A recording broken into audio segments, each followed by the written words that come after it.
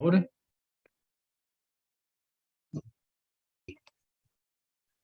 Hopefully this microphone works. And I don't have to do the lecture again while I'm talking. Let's go. Hanging in there? Okay, good. Welcome, Mr. Woods, to the back of the room. Our goal for the day, I didn't write them up here. You know, I like to write our goals for the day. We're going to do chapter 5, which is like ambulance operations. Chapter 6, which is teamwork and communications. And then we're going to, I brought in a merit bag. We're going to put together our jet bag.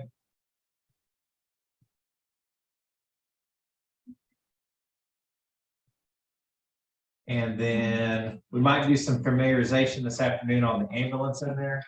And then I hope to do group testing and some skills. So I like to try to do skills as much as possible and group as much as possible. So we got a lot to fit in today, and we got a late start due to everything that's going on. Understandable. So everybody have any questions about what we're doing today? Yeah, all right, good. Good to see you. You got to meet my friend Walter McLeod. Everybody can see the screen, okay? Let's see if we can get this thing to actually be like the slides. If you can't, you're welcome to move forward. You hang out up here with me. I don't care. I don't mind. So we're going to be talking about this is the safe operation and use of an ambulance. And I'll tell you what, if I work with you or you work with me or whatever, we work together, I will say something to you every time about your unsafe, crappy driving. I am a defender of my own life, and I don't appreciate it when people drive like idiots, going 2 calls and going back to Toomey. I don't care if you have to poop. I don't care if you're tired. I don't care if you have to pee. If I'm in the back, I want you to treat me like my life matters. And the patients too, right?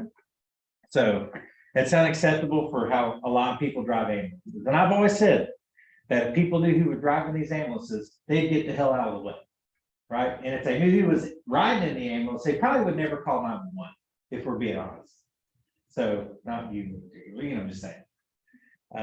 So please, please, please drive the ambulance like you got some sense. These are not cars. These are not trucks. They are different. And it's real easy. I told y'all the story about English, and her back got broke going less than 5 miles an hour because someone pulled out in front of them and the person driving hit the brakes. Didn't even cause a wreck. She slammed against the bulkhead and broke her back. So it's not worth it.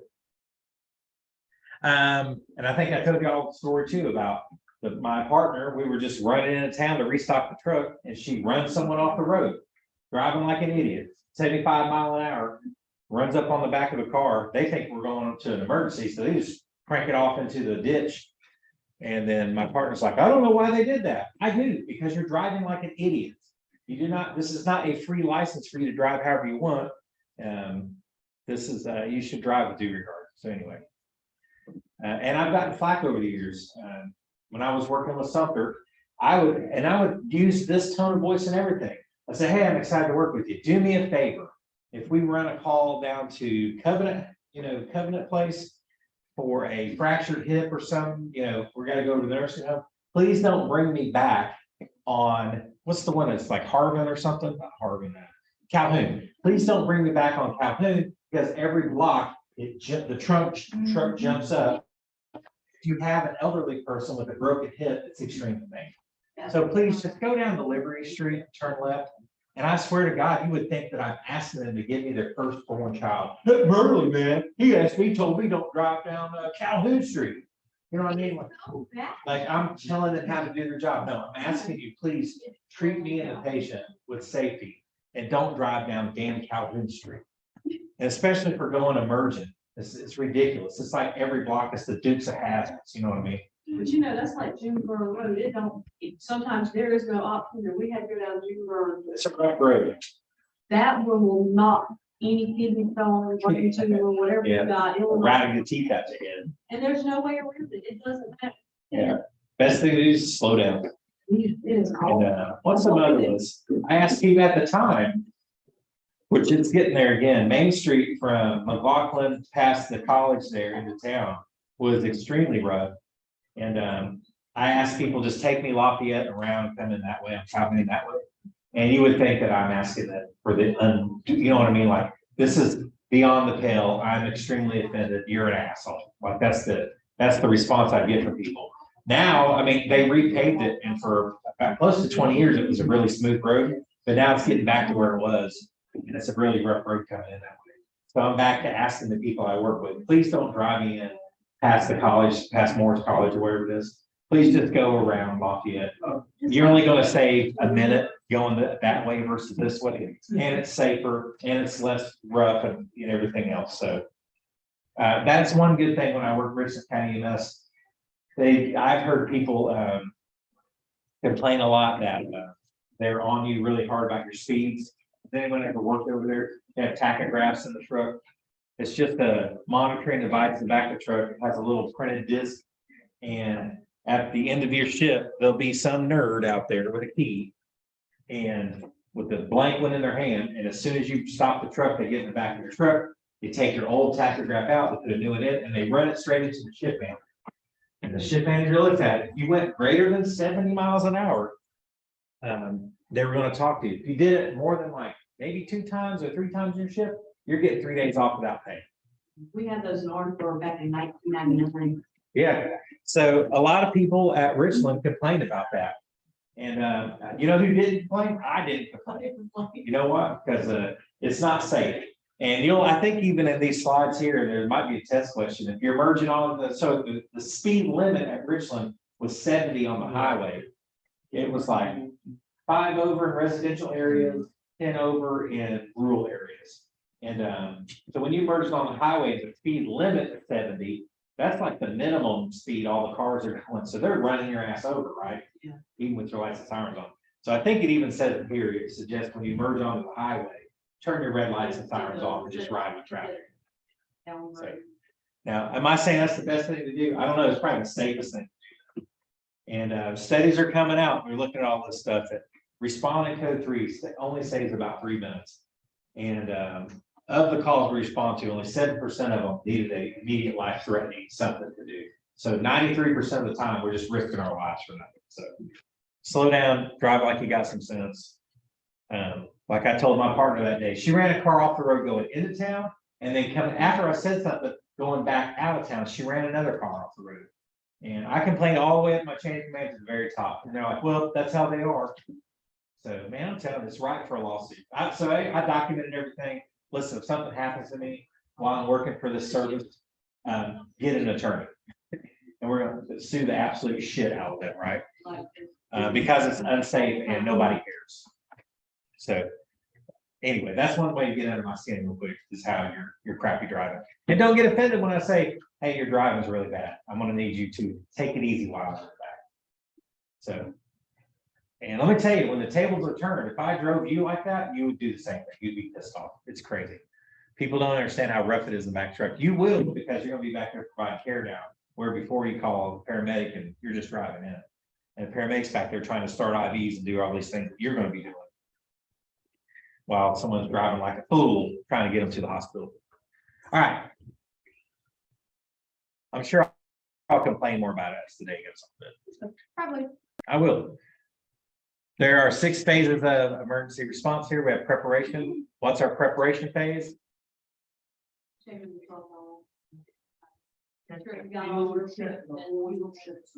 I'll tell you, to me, it's there's a term in the flight world, they use response ready. When you show up to work, you're flight ready, which means that you have some type of rest before you came in. You didn't smoke weed, drink beer, whiskey. Yeah, you weren't on some type of drugs that's going to prevent you from functioning. It does not simply say you cannot free base cooking. So yeah, being and at work where I'm at, flight ready 2 means being in your flight suit, ready to take a flight when you walk in the door, not showing up in your fuzzy slippers and pajamas if your shift starts at 8 or 9 o'clock. At 8 or 9 o'clock, you're not response ready, you're not flight ready, and you're a crappy employee if you do that. Yeah, when you can take, like, if the weather's down and stuff, you switch into, like, usually we're shorts and t-shirts, like workout gear underneath Oh, there. so it's like, Usually during the day, I'm in my flight suit. Now, some people will take the sleeves down, but most of the time, we're in a flight suit. Except at night, then, we got like gym shorts on and t-shirts.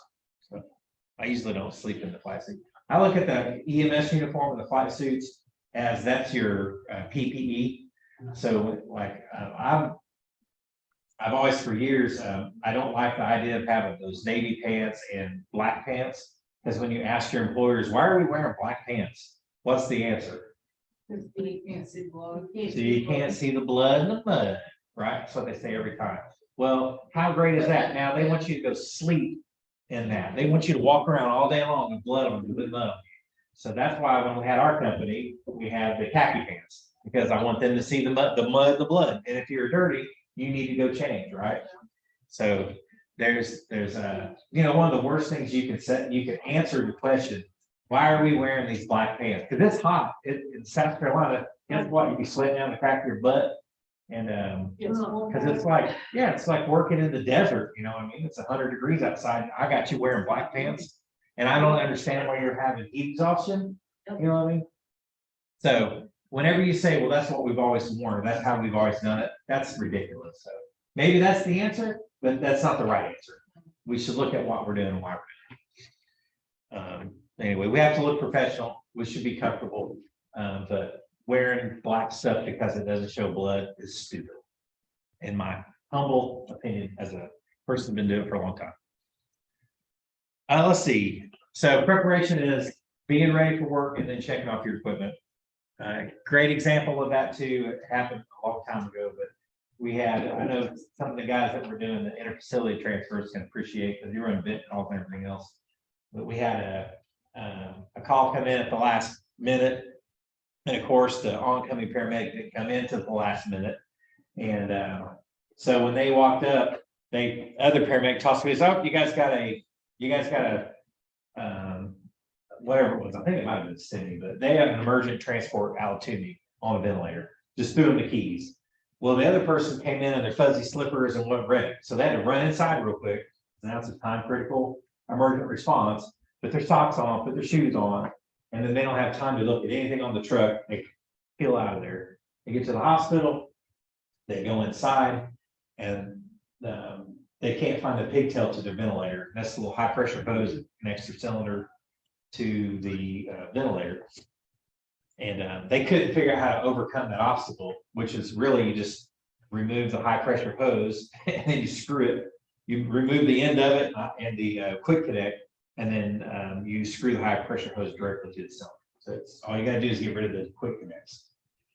So they couldn't figure that out. So they said, you know what, we'll just bag them to the truck. Well, that's not a good plan, because your patient may not tolerate your ventilator, and the time to figure that out is at bedside, not in the truck. So they get to the truck, and then they discover their main O2 is bone dry empty. The crew had left it on the night before after their transport. So there wasn't even a puff of air in there. So now when they hook the ventilator up to the wall socket, it gives a low O2 alarm, because if you don't have 50 liters a minute coming into that monitor, the ventilator, it's going to give you an alarm. So instead of calling another truck to swap the patient to another truck, they called and got a driver. They're just going to bag them to Columbia. Which is, I'm telling you, it's just a series of horrible decisions by paramedics. Not being a good paramedic isn't being extremely smart or knowing all the math off the top of your head or knowing all, it's making simple, common sense decisions. I'm telling you, 75% of the job is just being able to make a decent decision in a timely manner. So of course, anyway, that transport, they tried to bag them going down the road. We'll talk about breath stacking, and they breath stack the patient starts to crunk on them. They go back to the hospital takes over bagging the patient improves. I don't know what's going on, doing fine with us. They get back on the road, paramedics all freaked out, backing like crazy. They breath stack them again, and the patient tries to code on them. They go back to the ER. Now the doctor meets them outside, get them out of that damn ambulance, we're fine. So yeah, anyway, we'll learn all those things. So So of course, receiving and responding to calls, on-scene care, preparation for transport. You got to learn how to, whether you're gonna fish or cut bait, right? We're gonna stay in play, load, go. Safe transport of the patient, transferring that patient to someone else's care. Terminate the call. Real impact, man. Somebody has those. I can't remember who was telling me they, because we pulled up on the iSimulate the other day. Can't remember who's running those. It's like a Zola Impact or something like that. Anyway, they got fancy flight suits. I don't know if that's a flight crew in a ground truck. Probably so. I see wings on them. Look at that modern ambulance. Modern ambulance, and it's funny because it's this is probably, I don't know, 10 years old, but these things right here will get you killed too. They don't work. Those little webbing that makes you think that I'll just slide through the webbing. Those are not designed for people. And a lot of people have gone right through those and hit the bulkhead.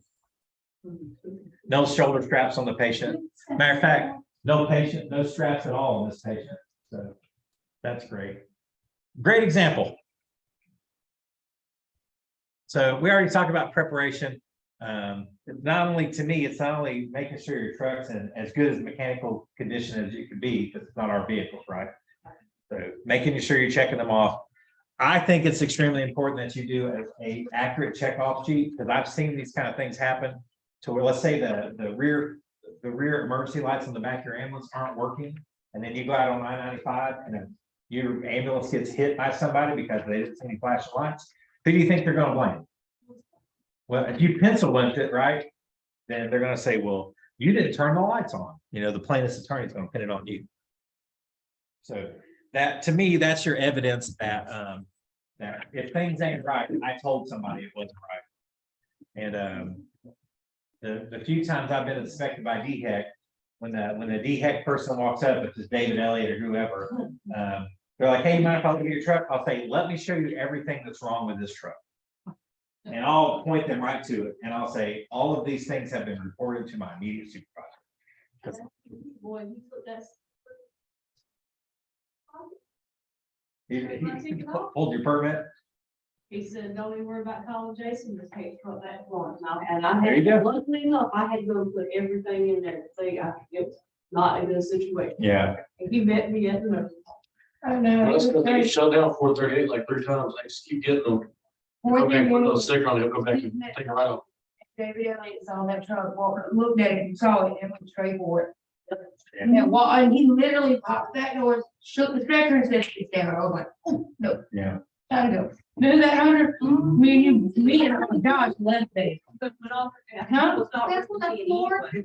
And I thought, The truck's got 500,000 miles. That floor is wore out. You can't fix that. The truck needs to be put in grade. As long as, from my experience from working with DHEC, is as long as you're open and honest with them and not trying to hide stuff from them, they are totally professional and, you know, whatever. But if you're trying to hide things from them, they get upset about that. But I don't blame them. Now, you know, we can only do so much though, right? Unless you own the trucks and stuff, but most of us don't own the ambulances. You can only just report like, hey, this truck is whatever. That's why I always tell people no 6170, because if it doesn't meet the minimum requirements for DHEC, then you shouldn't be riding around the truck. How do you guys determine your best route? Well, GPS works. Oh, not really. I just know my every state. Where you know it is. Yeah. When I get to like Skyline, I don't know. Nikki gets some of that all the time. Cause I don't know all the area or something. Oh, I yeah. think all the GPS and she's like, why are you taking me down this road? And I'm like, I don't know what it's telling me to. Yeah, Right. I use GPS a lot. I'll use multiple ones. Which, And Clarendon, sometimes it works, sometimes it don't work. Hunter over there, that's the safest driver in the world. Okay, because I swear to God, lights and sirens, like driving the stage, I'm like, cut them off, just cut them off, you don't need them. You're my hero. They ain't gonna be dead. But I'm like, I'm gonna get you there. That's right. It ain't gonna die. You're down. Your number one priority is to get there safe without hurting people. And listen, we don't like it. My problem is I was cussing me, I was like. For my, It's full of crap. I don't know. He never said. Because it gives my brain time to think about things on the way to the call. If someone bitches about where I'm going, I just stop the truck and say, you go, you drive. oh, yeah. Oh, yeah, I they think still. we'll talk about- He was the one that got ready to list over Taco Bell. Oh, Let's talk about parking on the scenes. I stay out on the road unless their house is just too far away. I know there was an incident that happened years ago at Sumter. It was with Jamie Compton and Raymond Harwick.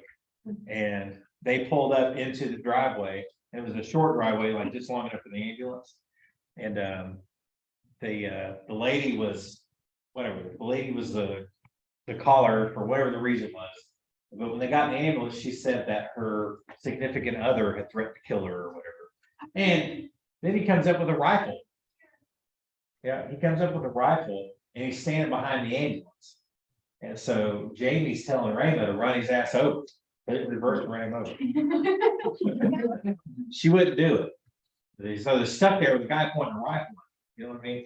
So if you're out on the road, at least you could have took off. What's up? That was her thing. That was like her, she called 911. Let me tell you, I tell you so many stories about Randy.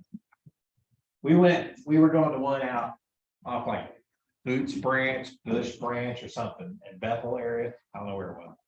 But it was for a stabbing. And of course, when we turned on the road, we were going to like 14 something, right? 1400 something. So when we turned on the road, we asked for law enforcement EPA 30 minutes. Well, I guess we're gonna wait. So it's a stabbing, not a shooting. So let's get a little closer. So I was like, let's just get, just a few houses down from the road. So we're like watching the numbers. It's like, 1100, 1400. Dang it. You look up and there's a guy standing on the porch and he's putting pressure on his leg. Whole leg is covered in blood. It looks like it's probably a femoral artery. Like, oh my God. Now what are you going to do? So I said, okay, here's what we're going to do. Because she's driving. I said, you're going to swing in there. Don't get out of that seat. I'm going to get him in the side door of the ambulance and we're going to leave him. This is going to be like a hostage rescue. Okay.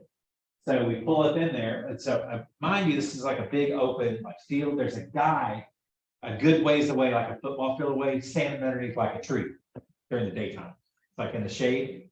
So I don't see any blood on him, but he's a ways away. And I figured, well, if we're fast, So I get the guy off the porch in the side door. As I get him on the stretcher, Raymond's standing at the side door of the ambulance. I said, what are you doing? And now she's talking to somebody. So I said, what are you doing? And she's like, what? Excuse me? And then the guy walks up and he goes, the reason I stabbed him is because he tried to hit me like this. And he takes a swing at her. And I'm like, what are you doing? I told you, don't get out of the truck. I mean, just, it's ridiculous. So we should have never gone out of that scene. But I didn't factor in that the addresses aren't always supposed to be what they're supposed to be. So yeah, on my quick scene signs up, I'm like, it was safe. It wasn't safe because I forgot to factor in my partner's an idiot. Everyone's ignorant until proven stupid, right? Well, that proved that she was stupid. I had so many problems with her as a partner.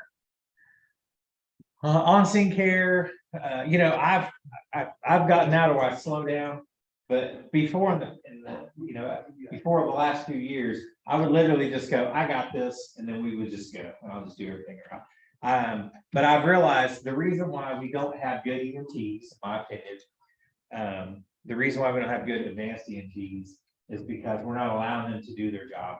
So, and it's partly the service and it's insurance and Medicare's fault, because a lot of places pressure the paramedics to ALS it out.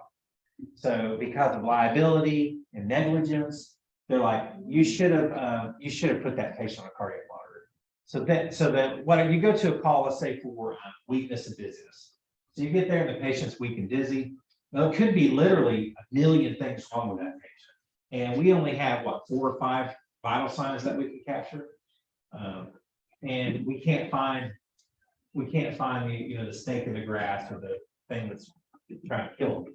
So we check the blood pressure, good, pupils, good, BGL, good, heart rate's 80 and regular, good, anything. It could be anything, right? It could be sick, like, some type of a flu or a bug, or it could be having a heart attack. It's really hard to tell. And if you don't ALS out that call, they're gonna talk to you, they're gonna go, hey, Merle, you really should have put them on a cardiac monitor. They could have been having a heart attack. And I'll say, were they having a heart attack? Did I miss something? Well, no. Was there skin for it? Yeah, I mean, I said, well, I did an assessment and it didn't appear to be having acute MI. They 0 for chest pain, no abdominal pain. And I'll say, well, did the hospital call? Did they have a heart attack? No, but you should have done it anyway. Well, the services, I think, are under a lot of pressure to increase their revenue, which means you got to ALS out the call for higher money. Well, what ends up happening over the years is that all these paramedics just make everything an ALS call. And then let's say you're on a BLS truck, right? And you were working with me one day and they called me in the office because I didn't put them on a cardiac monitor. You're going to go as a basic crew, we'll say, you go to the call where someone's got weakness, and then you're going to go, we need to call ALS backup because, they said something early about that. You know what I mean? So you create this culture of everything's ALS out. And then we don't have people who do good assessments because of that. That's only my opinion. It might not be the reality, but it seems like that's my perception of reality. Everyone knows that primary assessment is just looking for life-threatening things to do an intervention on, right? And then the secondary assessment happens in the ambulance. That's when we're supposed to get vital signs. In the ambulance, heading down the road. We'll perform any needed care, transport the patient. Let's see, what else? We've kind of gone past the break. Are you guys okay to keep on going? We'll just push through and then we'll go to one. Push through. We'll just push through. Put it out. We're gonna push it good. If you work in a large area, like I always think of Richland, because they have like 6 hospitals over there, we would ask the patient, one of the first questions we would say, hey, my name's Merle, I'm a paramedic. What's going on today? My stomach hurts. Which hospital would you like to go to? Because there's like 6 of them or 8 of them over there. Oh, the whole thing was something that just came out. Or the patients confused the hospital that they want to go to. See, I don't know, we have to dial it. Now, if I go to the patient and they're unstable, they should go to the closest ER. If I go to the patient, they're having a heart attack, like a specialty care center, a stroke, heart attack, like an actual thing, then I would say, listen, we need to send you to I hate to use technical terms, but a PCI center. We need to send you to a cardiologist. You have a relationship with the cardiologist.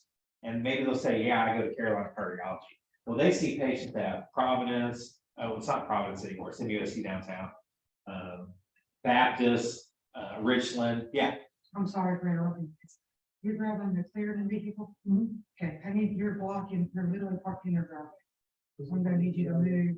You can't block the neighbor's driveway. I know the parking is horrible right now and that is very frustrating for everybody. I'm sorry. But we're gonna have to put you somewhere else. Now that the rock is here, you can pull somewhere back here if the rock's not. Just be out of the way because it's exciting. And I don't think. Pretty good part right here. Yeah, well, yeah, the reason we weren't part of it there is because the rocks were coming. I think they're doing it. If they come back, I might have to say, hey, come do from me. I know it's frustrating. Price sometimes causes problems, but they have to be able to get in their driveway. They have a legal right. I say come from that same state road. You might have. What's under with What we're talking about? I can't remember, but I'm sure it was a very, so I don't think we should go to people in Sumter County, but it's not my county to make decisions. And say, which hospital would you like to go to? I'd like to go to McLeod in Florence, you know what I mean? Well, if you need if that hospital is a specialty care center, vascular surgeon, wherever you need to go to, then you should go there. But I don't think they should just be given, just tell me where you want to go, Kershaw. All right, let's go. And you go from Turbeville all the way to Kershaw. Well, he's taking Ernestine all the way to Columbia. Yeah. I take it. I tell you, she might. Yeah. she might- Yesterday, I got the call I had on Shaw. I had one call 24 hours. That's why I look so wrong. Was that we had to go to the dental clinic for near syncope. Well, syncope, 80% of the time is benign.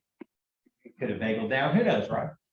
But there's a slight chance it could be something life threatening. And listen, honestly, pre-hospital, I can't detect it by assessment, right? It's just a gut instinct. But the lady had a gastric bypass back in September. She hasn't been feeling good. Maybe she has a stomach bug, who knows? And she just doesn't feel good. She went to stand up from sitting down and she, whoa, someone had to catch her. So we get there and we do everything that we can. And she goes, I don't want to go to Toomey. They were rude to me there. I said, well, they're rude to everybody at Toomey.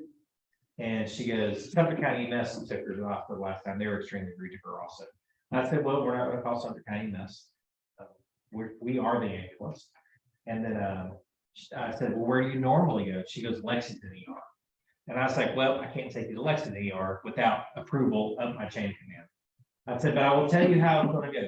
I'm going to call them and they're going to say, is the patient stable or unstable?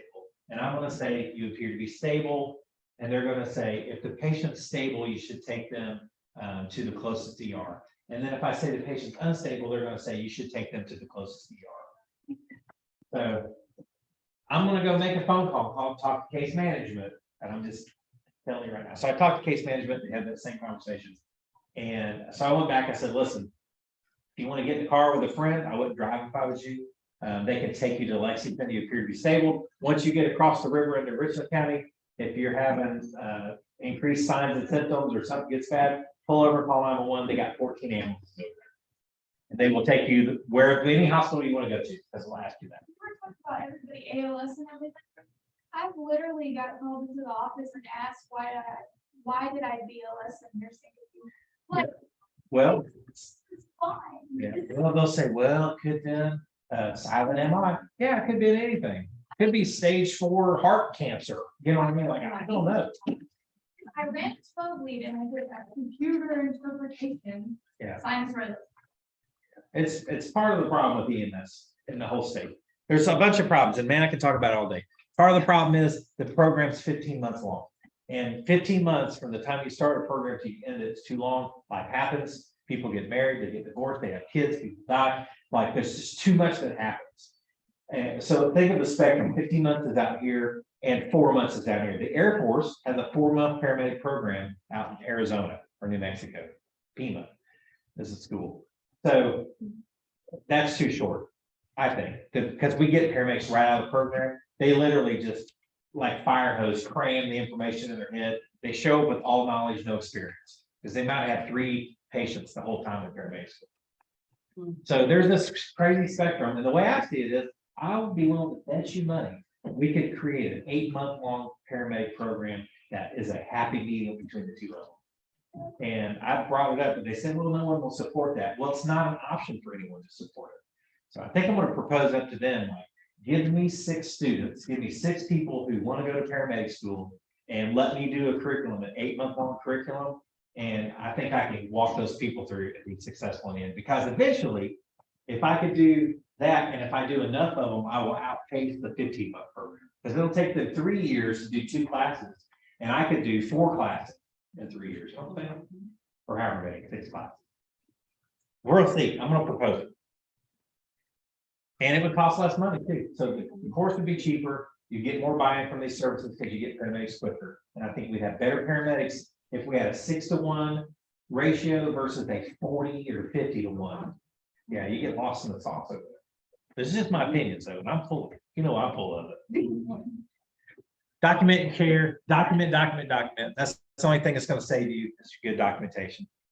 Transferring that care, always make sure you provide a verbal report. It's extreme, to my opinion, it's extremely hard, especially at Toomey, because they are not happy to see you. They don't want you to be there. They don't want the patients to be there.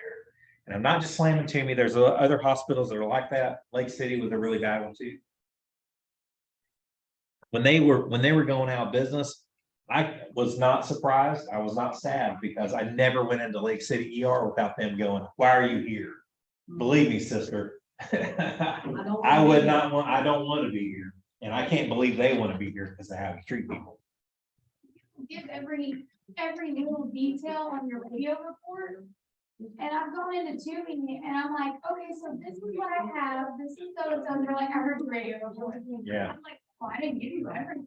I gave you the baseline and Let's give you a rough idea of what I'm saying. There's, they see 250,000 patients a year out of there. They brag about that. 70% of their admissions come from the ER. It's literally their money filter. And that's all an ER is for a lot of these places. They bring people in and they filter out who has insurance and money. And the ones that don't get flushed out, and the ones that do, they get admitted. You know what I mean? Like, that's the way it works. And the faster you can clear out the ER, that's why they have all those discharges and everything, they're trying to get them out. And the quicker they clear up their revenue filter. They don't want to get it clogged up. But they're working at a place that sees that many patients. They know they're gonna be busy. Don't take it out on me. I'm not the one calling 911. But I have to show up, right? It's my job to show up, and then heaven forbid, I tell them I don't get to the hospital, because if they die in the next 24 hours, I'm losing my ticket. So I have to go to people and go, you know what? I can't detect a life-threatening thing pre-hospital. It's extremely hard. You could be having a life-threatening emergency. It may not be a life-threatening emergency. I just don't know. So I have to recommend you go to the hospital. And then they're like, oh, I guess I'll go. And then everyone's freaking rude to them. Yeah. It's a crazy system we got. Anyway, you guys know how to run these calls. This is just me soapboxing up here. I'm sorry about that. What's some challenges you guys have with these? What's some challenges y'all see? None for the system. I know, like at Clarendon, I have a hard time with radios. The radio's working in some areas. I saw the email yesterday, and to me, it's a joke. I don't know. It sounded like the problem is me, not them. Well, I gotta get the radio before, and we don't have them. I can do any radios from people. That's the issue. We're staging for law enforcement. Yeah. Crazy. Do you want me to respond to the call in this truck, or do you want me to go to the scene? We don't need to do a fucking radio. That shit pisses me off. Do they just get on there and talk? Yeah. Talk. The person is walking around, you're gonna be waiting for arrival, and I'll be right here, even as you're talking here. I don't need you to tell me that. I know how a thing works. They need to stay home, we're tired. I agree. A big problem with us is our call volume and people using the ER as they would a primary. There's not, anybody feel better, Ernestine went to jail this morning, Are you for real? What's for? stealing wheelchair from the hospital. He was running out. One of the things at Sumter, when I was assistant supervisor, I finally got my shit to agree to it. Stop asking for case number and time. Keep track of your own times. Yeah. Richland County EMS, they're so busy over there. They're running 100 calls every 12 hours. Back to them. And so they're running more calls. You don't get case number times. You have to keep track of your own stuff. So that to this day, when I hear people say, Sumter, can I get my case number times? It literally makes me scream at the radio. Call dispatch. If you didn't catch the time, you can call them. Well, listen, we're all adults. Keep track of your own times. The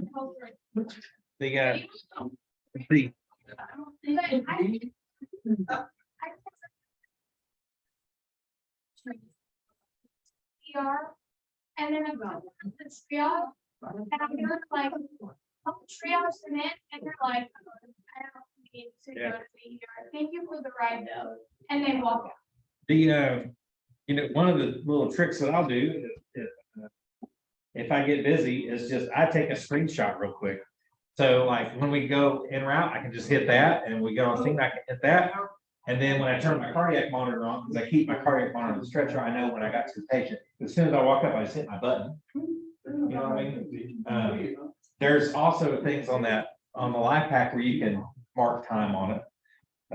But yeah, I mean, and then I can go back through and I'm lucky at Shaw that, see the responses don't prevent me from doing a good job. You know what I mean? Like, our call volume doesn't fit. Anyway, it's got the times at the top of it. I can just do a quick screenshot if I need to keep track of it. But keep track of your own times. We're adults. You know what I mean? I understand if you didn't catch the case number, but don't you import information from the dispatch anyway? Like on your EPCR? Call Sumter dispatch, because our dispatch morning, and I got that 10, they missed half our call.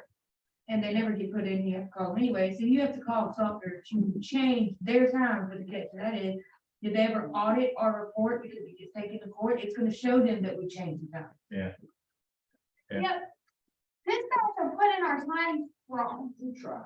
Well, what can you do? Write an addendum. The times are entered wrong. Here's what I recorded. But there's too much talk on that radio. So if someone was getting their ass beat, they probably couldn't get on the radio anyway. At one time, they disconnected y'all's emergency buttons, which I was losing my mind over that. And I think that they work now. But at one time they did. Stop.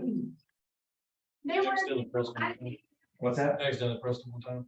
I didn't know I pressed exactly Yeah. why you fell out. Oh, they'll tell you. A little siren light flashing there. I had to press mine one time because me and my partner were getting our asses handed to us in the back of the truck by a post-central seizure patient. And we couldn't handle it.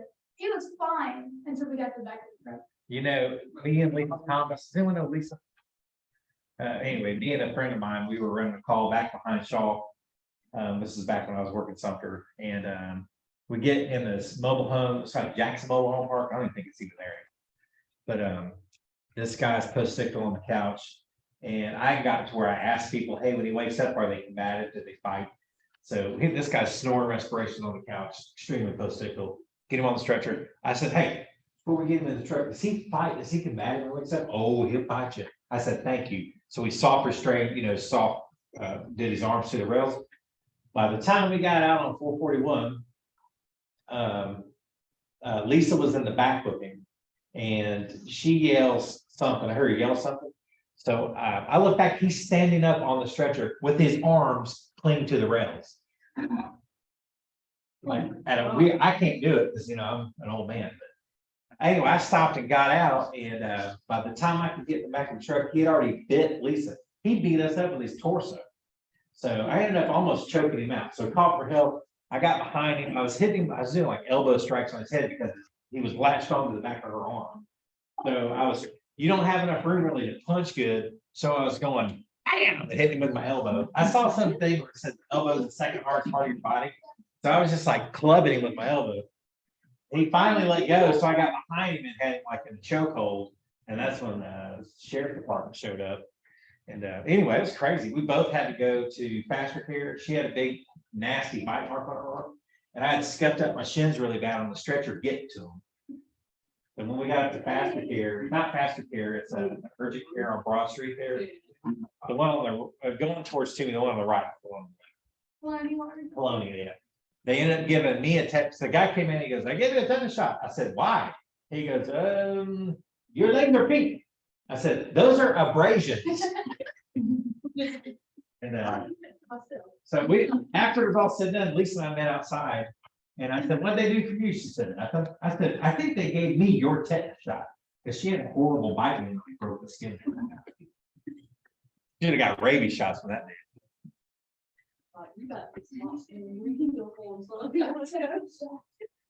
And like y'all, on the helicopter, the hardest part of that job, other than everything, is getting someone to answer the radio when you catch a flight.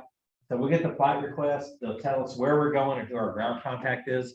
And then I'm telling you, we spend the rest of that daggone flight messing with these radio systems because we have all the radio systems and all the channels. And let's say it's Sumter's not so bad because they got their own air ground channel. But let's say I'm going to Georgetown. Battalion Chief 13 is my ground contact, and on South Carolina air to ground. So I'll pull up air to ground. Now it's on that.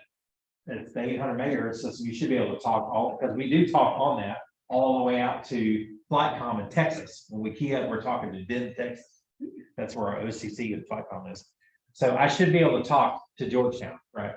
So I'll say Georgetown Fire Rescue Battalion 13 on air to ground, air reach helicopter. Nothing. What in the world? So call them again, Georgetown Fire Rescue Battalion 13, air reach helicopter on air to ground. Nothing. So then I have to come off frequency, switch back over to FlightCom. FlightCom, this is air reach. I can't get Battalion 13 on channel. Can you call them back and find out what channel they're on? Stand by. And then we're flying along, they'll say, they're on South Carolina air to ground. 10-4, I've tried on that, but I'll try them again. So then I'm going off free. But change channels back over. You have to program it too, like program up and down the zone, up, down. So you might have to zone up to a different zone and then change the channel 13 channels over, who knows? So you finally get over there, boop, boop, boop, boop, boop, boop, boop, drives the pilot crazy because he hears that booping in their ear. You do the whole thing over again. No one answers the damn radio. You have to get back on flight comm channel. They're saying, oh, no, it's South Carolina air to ground. So air to ground, no, air number 2 ground. Yeah, so there's an air to ground, there's an air to ground, and then there's an air to ground 2. So after the 3rd cycle, oh, they're on air to ground 2. I mean, it's mind-numbingly, it's crazy. So good luck getting a report. And when you finally do, you rarely ever get a patient report. You usually get a halfway decent LZ report, but yeah, it's a pain in the ass. Trauma calls, MOI. Try to be there 10 minutes or less. Consider air transport if necessary. I think you guys all got this right. Your life-threatening things are going to be sealing up chests, putting on tourniquets or controlling the bleed, and maintaining an airway. A study just came out that eye gels are just as effective as innovation. So I wouldn't be surprised if you're going to see more and more services kind of dump innovation for eye gels. My parents get, patient innovated one time, he was like, I got other things to do. He was like, can you handle that airway with an What eye? do you mean you got other things to do? I don't know. He was like, I just start or do IO and all this other crap. I was like, I guess so. Steve Ham, Steve Ham. And he was like, Crazy. do you handle that air? And I was like, yeah, I guess so. And I dropped an eye gel and boom, bam, there it was. Your paramedic is like, no, take this one drop I have and give it to you. Yeah. That's my #1 priority, but I don't have time for that right now. Exactly. Crazy.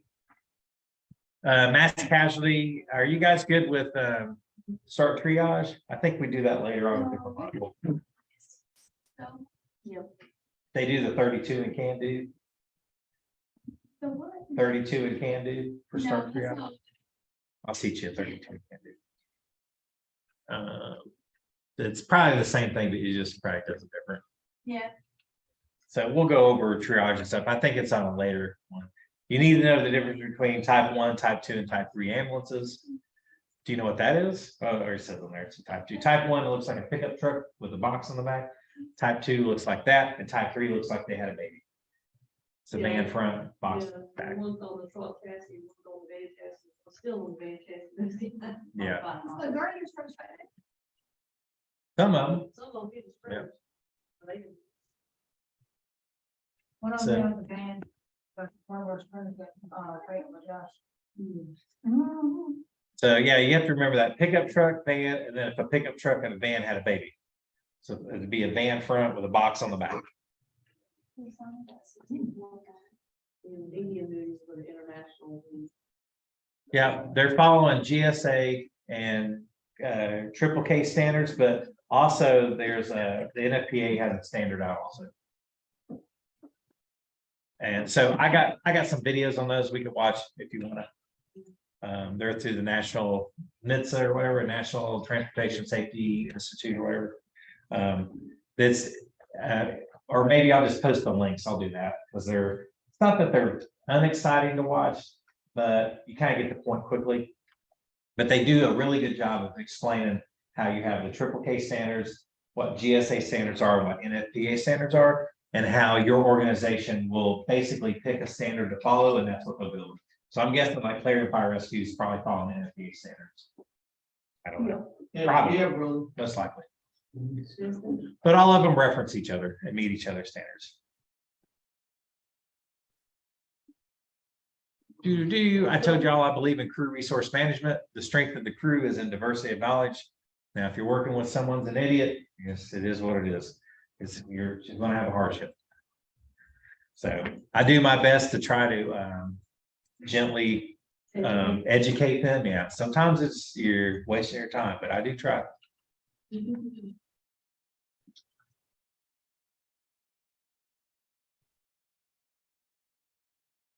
What are you doing over there?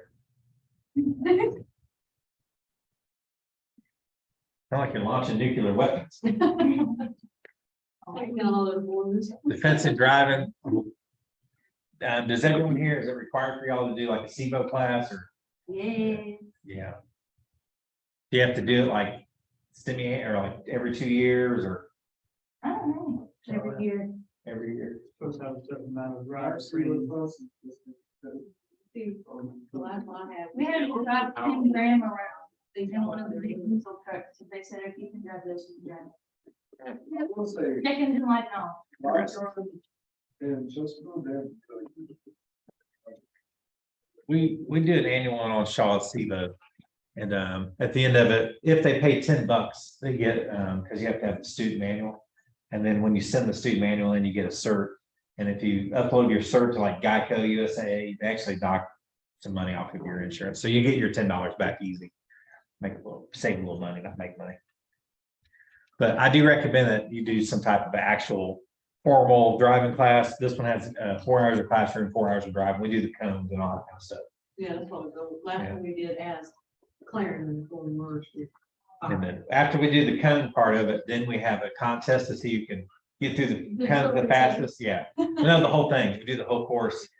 And I've won like 2 years in a row. So I'm on it. Can't get this old man down. These are interesting, like never exceed 75 miles an hour. So these are kind of things that look like testable things. So, follow your local protocols and stuff, but, cap the speed 10 miles over, the turn off your lights when you're merging on the highway. Those are things you may not do, but just know them because you can see them again on the test. But the thing about, downgrading coming from school zones. Florence over here. Yeah, people don't slow down for nothing.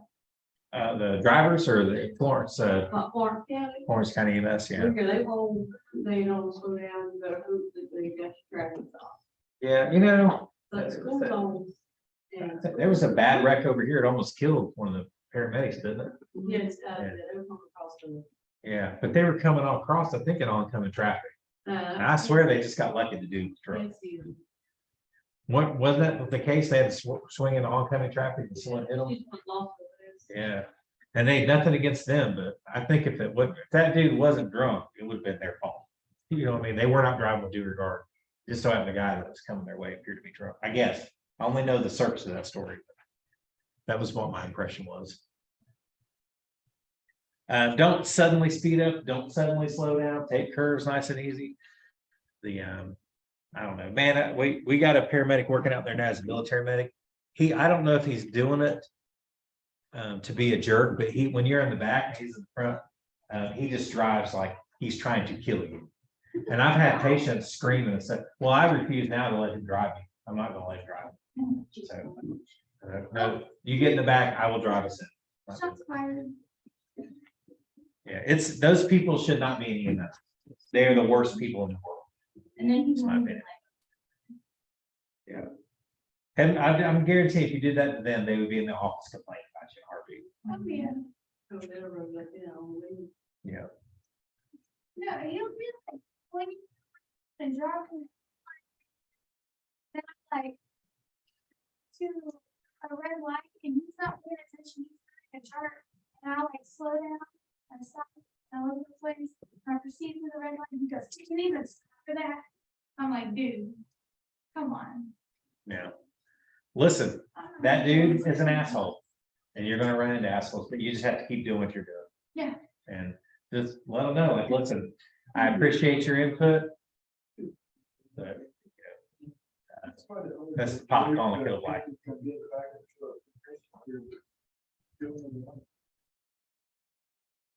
mean, I can tell when they're not being safe up front. Yeah. That's for sure.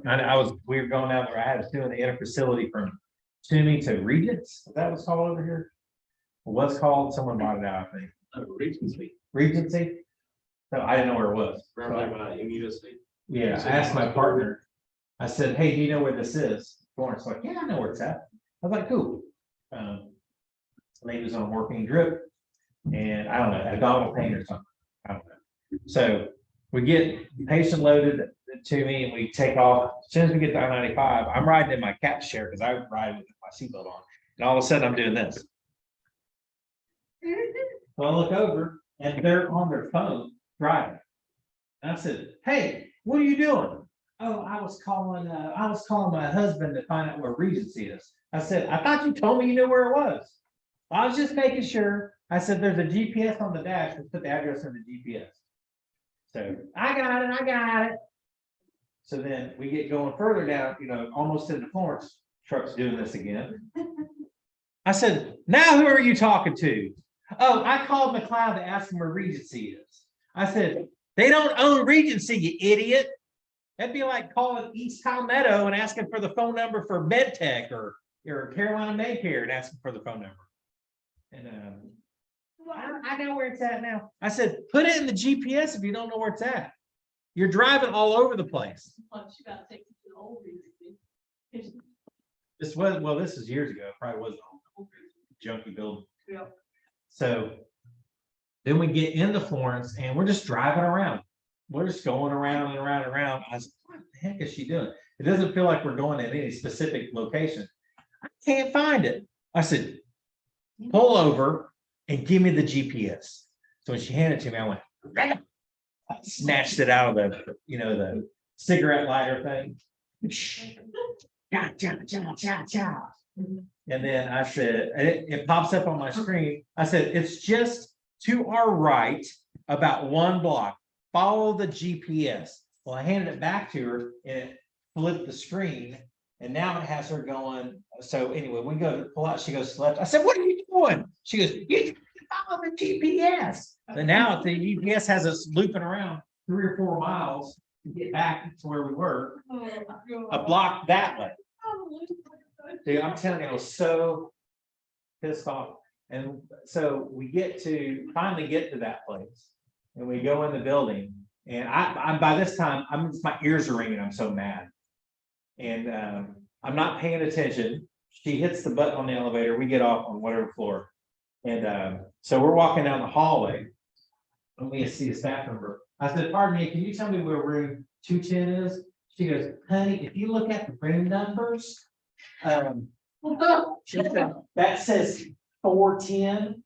That means it's on the 4th floor. You need to go down to the 2nd floor. I said, thank you so much. I appreciate that. At the same time, the IV pump's going empty, so the alarm starts alarming. I said, thank you for that. Well, I went to reach and turn the alarm off, and she takes off that way. So now we're doing the circle in the hallway. I said, stop moving the stretcher. I'm trying to turn the alarm off.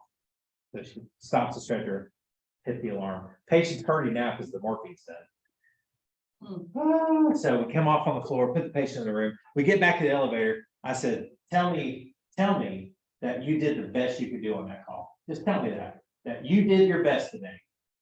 That no matter what happened today, that you put 100% effort into doing the right thing for this patient. Tell me you did that right now. Starts crying. You know what I did? Took her ass out to get lunch. Paid for her lunch. People. Took her out to Taco Bell. Oh, no, really? But if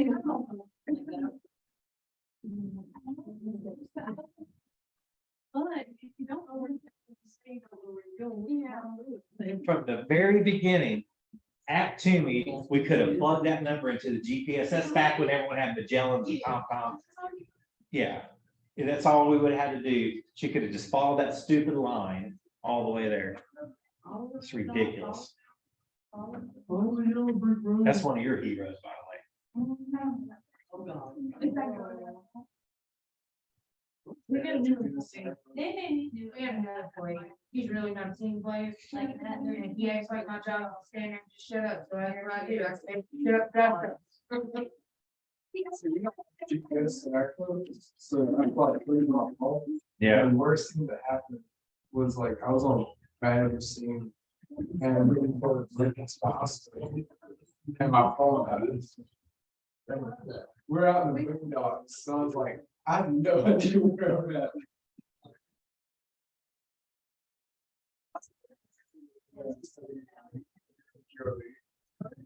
I was like, please just leave it. Oh, there's one on here too. And I don't know where it's at, one slide. but it says to only use police escorts if you don't know how to get to the hospital. Yeah, that's important. That's also the answer when it comes up. Yeah, I don't know where it is, but Yeah, I don't like, neither. we only give them like. Pediatric arrest or something. We're cops. Yeah, because then everybody's. I had a PD arrest and I had a police escort and everybody shut me down. Yeah, I don't think it's very safe, but it will say somewhere in here that if you do have police, it should be only be done for, if you don't know. I have some rules, but there's that.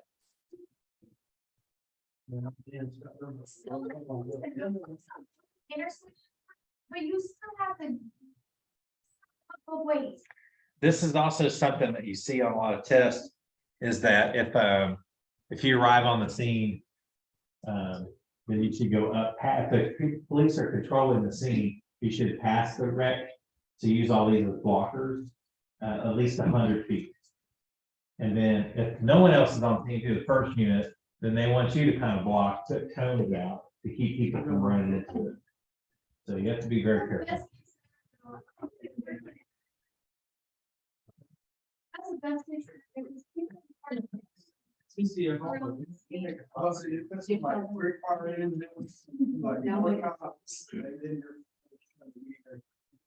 Yeah. The one thing that I do always tell people I work with, especially the younger ones, is the exhaust.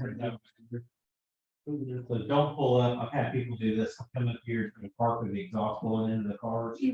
So just know where your exhaust is. And I've had that problem too at Clarendon before. We had one that's rolled over on I-95 and they pulled, the car was down the ditch and they pulled up equal to the car. So I'm like, please pull up about 10 feet. Why? First off, mofo, pull the ambulance up. And then secondly, I'll explain myself. But first, please do what I ask you to do. Spot. They tell us, hey, come right Yeah. here. They got us. In that meeting. You could, it's possible, like I've come back from Richland and come up on wrecks before that have just happened, well, you could be first on scene. But if you are first, you should try to block to try to keep people from running into cars. Yeah. What else? Carbon monoxide ambulances, leave the windows up. I do like Clarendon has carbon monoxide detectors on the jump bags. So if they're on there, Yeah. and you can take them in the house and just drop them on the floor, because that's where it's going to accumulate. And if it alarms, you know, to get the hell out. So I really do like that, but not all the jump bags have them now for what they've done with it. Oh, I like that was they're falling off. Yeah, they need a better attachment or something. Yeah, it's not holding on, so a lot of them now are actually, you can take it in with you, but they're in the drawer. Right there with Ivy or. Yeah, they need to have, I like to have them on the back, Yeah. like you said, they're, if they fall off in the house, they're not doing any good. Yeah. Now they just got free. They don't even know what it is. They got a free, they don't even. If it's free, oh yeah, that thing started going off and they can't. You don't know why. That's something we see all the time in South Carolina. What hazards do we have here? Not Not snow. Yeah. We might get snow for about Trees. a dusting. Yeah, telephone poles. Trees can be. Crashing 18 into a telephone pole over there. But you know, we have a lot of rural roads, there's a lot of, you get a lot of rain and you got a lot of slip in the slides. Potholes. And when stuff does happen like that, we're not used to driving, so then it just be crazy. His moped hit a car. It's the car that hit the moped. The moped hit the car. That was. Well, let's take a break. I was sorry for All right, Chief, let's keep on cracking like an edit. So scene size up. What's the purpose of scene size up? To improve safety. I was gonna say, to make sure that you don't get killed, right?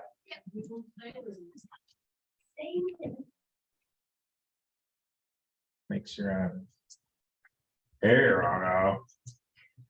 That's right. So I don't know. Who I've had before or whatever, but this is the way we're gonna learn this. And I'm gonna have you do it for patient assessment, so that way when it's time for you to do your national registry skills, you will not have to worry about patient assessment. You will pass patient assessment. If you learn this stuff, I'm gonna teach you. I'm gonna require you to do it when we do our skill stations, and you're gonna hate me for it, and you're gonna say, I don't learn that way. That's not the way I do things. Well, guess what? That's the way you're gonna do it this time, okay? So you're just gonna, I'm an old man. So we're gonna learn this. So this is assessment scene. What's the first thing there, Tracy? Safety. Scene safe, and then what's the next one? Yeah, yeah. Oh, my brain. Fine. Night. Okay, what's the next one? Events. Yes. Did we go over this already? Yes. Okay, Number of patients. number and extra resources. That's all we're good. Well, after we do that, do you know what comes next? A neuro assessment. Have poop. After that. And then D. So anyone guess what the X stands for? Times. Exposed. Nope. Well, you could put an E in there for exposed. Exsanguinated injuries. So we're going to do this. Is the patient alert, verbal, painful, whatever? We're going to look for exsanguinated injuries. So whenever you scan over that person, you're going to look for blood coming out of their body. And then we do ABC, expose them, airway, breathing, circulation, cut the clothes off. And what's the D stand for? Dead. Nope. Okay. Nope. What'd you say? Dead? Dead. No, not you. I thought I heard Turbo say something. Oh, no. I was gonna- What's the D stand for? Not divorce, not Richard. Stands for decide. So when you get to here on your assessment, that's when you're going to decide this is a, what's the word they use on the registry sheet? Priority patient and emergent transport. So these for decide. And then we're going to move into our primary assessment. Or this is all part of the primary, I'm sorry. After we decide, we're going to get our sample, which is the history of the past medical history. And then we get our OPQST, which is the history of our current illness. Draw a little dude over here.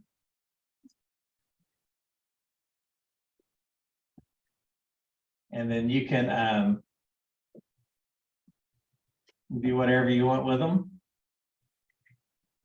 You could use that for a little diagram. Oh, I didn't leave that for a little bone. You can use that for a little diagram. If they have a broken arm, you can make notes off to the side, whatever you want to do.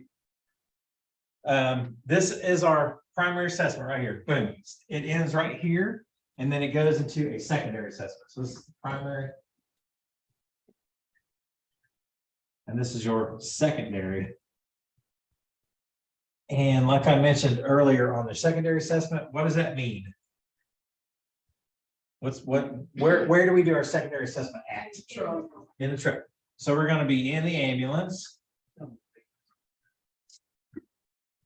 In the ambo, we're going to get vital signs. And when I say vital signs, I mean all the vital signs. When I say all the vital signs, what do I mean?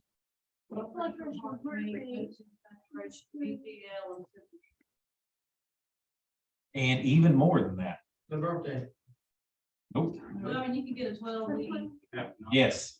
Now you're thinking like an advanced. I want to teach how to do 15 leads too.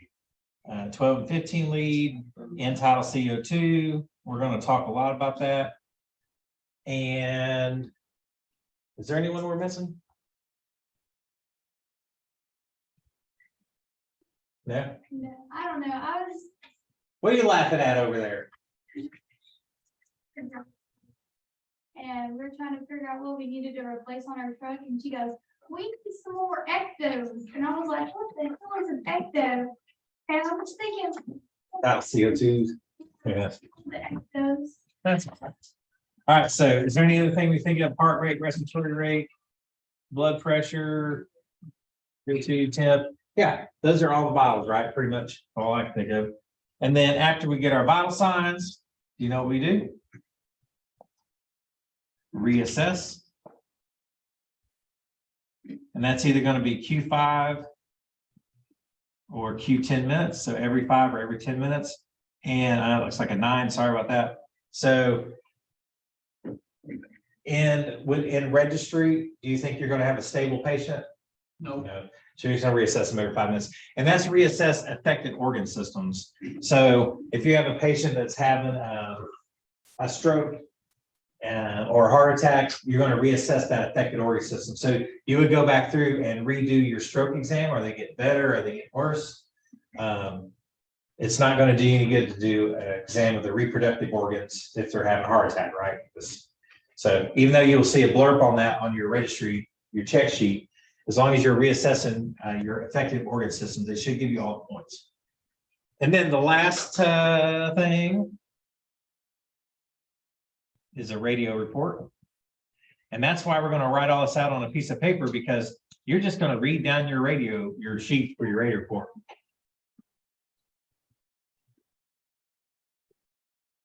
Everybody good with that? And I want to say trauma, I don't do, one of the two, you don't do a radio report. Do you remember which one it is? One of them you do a radio report, one of them you don't do a radio report. It doesn't matter. Just do it anyway. If they stop you, they stop you. So there's 9 things up here. 1, 2, 3, 4, 5, 6, 7, 8, 9. So, beep, 2, etc., etc., etc. It's only 9 things. You can do this. Okay. We're going to write it out, and that's what we're going to do when we do our patient assessments. Everybody's cool with that? And so the way this will work is, I mean, we're talking down the road, but I want you to start doing it when we do, even doing skill stuff or whatever. Somebody told me one of the evaluators for registry. All of the students came through there, all the students that myself, and I think Miss Shannon does the same thing. She teaches them the form of that. So after we did the testing thing, they came back, one of the instructors or evaluators said, those students are cheating. And we're like, well, how are they cheating? Well, they're writing everything out before they do it. Well, registry gives you blank paper and a pencil for a reason. You can write down anything you want. So that's what you're going to write down. And they said, well, that's not how we do it on calls. I said, you know what, maybe we should be doing that on 911 calls. I'm pretty sure that some people use some type of reference sheet when they're doing their calls. So maybe the problem is we're not following some type of a set script. I usually do it. I don't write it out. I mean, I'll write it on my glove, but I'm doing that. I just write it on my glove. Instead of writing everything, I just write the pertinent negatives. That's what I call it. I think Brady calls the pertinent negatives that you should find that you don't. So if someone has what's a good one? Someone has shortness of breath, but they don't have chest pain. That would be a pertinent negative. But to me, a pertinent negative is things that are important that are negative. Does all that make sense? Yes. Good. Maybe we should be writing it out. What's the harm in writing it out? Nothing. And it's allowed by registry. So that's what I want you guys to start learning how to do. So this is what we're doing. Scene size up, nature of emergency. All those things are on here or on there. We just went over all of them. Additional resources. Maybe you need animal control. Who knows? A hazmat team. Literally anything, right? I think there's a really funny test question, or at least either on the module or on the adaptives about a plane crash. There's 28 victims, and hopefully we'll catch it in group testing. But it's like, what's an important thing or if you need additional resources, what would it be? Do you guys ever see this one? It's de-stress and relaxation or something like that. It's like, yeah, there's one of the answers is possibly like ways to mark biological matter, like parts of bodies out of the field. I'm like, yeah, that's definitely the answer. And they're like, no, it's a massage therapist. Okay, put that on my list of things we need. Yeah, time out. Go about. lifting and moving patients. Thank God for electric stretchers and load systems. And the fire department, Yes. depending on your market. Thank God in Clarendon County, the firefighters really don't mind. At least they don't express it to my No. face. They only like fire for they don't, Yeah. Say you're like gravy on right. yeah. I don't like. I've worked at some places like Sumter where you just good luck trying to get the fire department help you. Yep, It's a shame. no. It's the higher ups that don't get along. And then it just makes it bad for everybody. Cause. The higher ups are mad that all of us left Sumter Fire Department to go to work for Sumter, you know. It, We all started as Sumter firefighters. where they came to. Whatever came to our chief and was like, you need to stop asking them to do stuff on call. Like, that's not their job. That's an ongoing event, because when I worked there, the fire chief and Bobby Hinks went nose to nose in the office twice. It's Okay, still, we got like, kicked out of medic free over that. Yeah. Yeah, the fire's been mad for a long time because, well, all of us that went through the initial basic class all went to work for EMS and let the fire department hunt because they were only paying $18,000 a year. And we weren't making any money. Anyway, power lift, use the power grip for the power lift. So that's palms up. Look at, she's looking up. Oh, you can't see, but she's looking up. You really should be looking at her partner in the eyes. You might be taller. Back is locked and lifting with the face. I like her fancy little socks or feet. call. Oh, yeah, he could be that tall, couldn't he? That's true. I doubt Well, if he's that tall, he needs to get down to the head. it. True. Have you met Hawkins? Everyone knows these are portable stretchers or e-litters. And I love transporting hip fractures and stuff on these things. They're really good for that. They're softer than a backboard. So I use those a lot for those things. Yeah, they don't have the wheels. And then fold litters. And then these are also really good if you have to do paint patients in the truck. That's why Rissa County, we use those a lot for hanging patients. And so over there, you can call backup for crap. If you have 4 patients, you're going to hang 3 of them. But They still do that? I don't know. I would guess so. I don't know why they change it. I know it when I first got on Sumter. At Shaw, we went off base for a little fender bender, and it was for young people on the scene. All on their neck hurts. And so Robert Weaver says, "You want to call Sumter back for another truck?" I said, "Heck, I don't hang these people in." So have you seen how small the ambulance are on Shaw? They're like clown cars. Yeah. So we did it, and then I couldn't hardly get my fat butt in the back. The side door couldn't even get in there. I was stuck like this in the whole transport. Yeah. So that's knowledge versus experience. Knowledge will tell you you can do something, and experience tell you probably shouldn't do it. Those are good for hip fracture and stuff.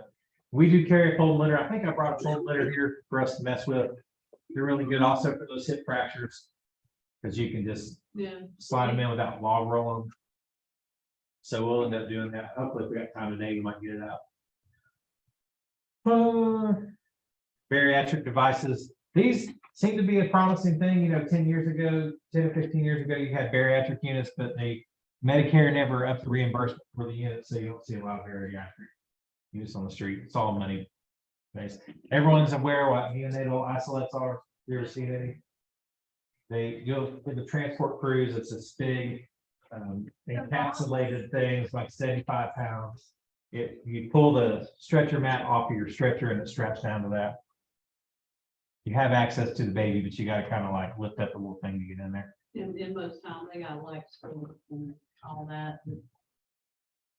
Yeah, sometimes I know like with I don't know if Lifeguard does them, they probably do. They'll be stepping out from Richland back to Sumter, and they might be in an isolate.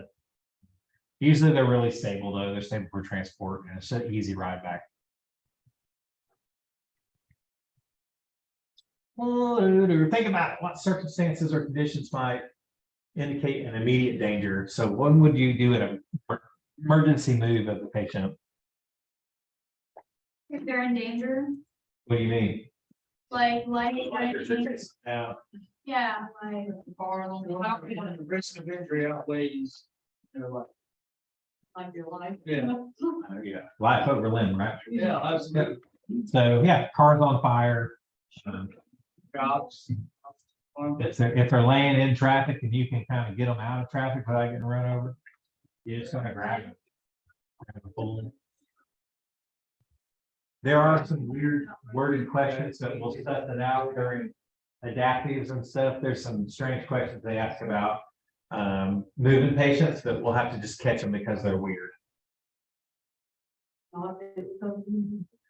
Here's a little armpit drag. I like to pick patients up like this where I get someone to grab like their knees. Yeah. Make them that's straight. how we want it. Blanket drag. Funny looking. We use the Titan declarative. Yeah, That's basically sharp with handles. And I've used those a lot over there and they're very handy. yeah, we don't. That's kind of like the way I kind of like to do it, but I do the arm pick here across my arms. But I'm not doing this. No, I'm you're not. getting it. You're not. Oh, on me. Yeah, we're not going the whole level. This is not, Yes. not happening. You don't look that hurt. No, You can tell how old the picture is. It looks like it's in the 90s because look at the haircut. yeah, he's got it on, Yeah. vanilla ice. Looks like a little boy meets the world. Yeah, for that.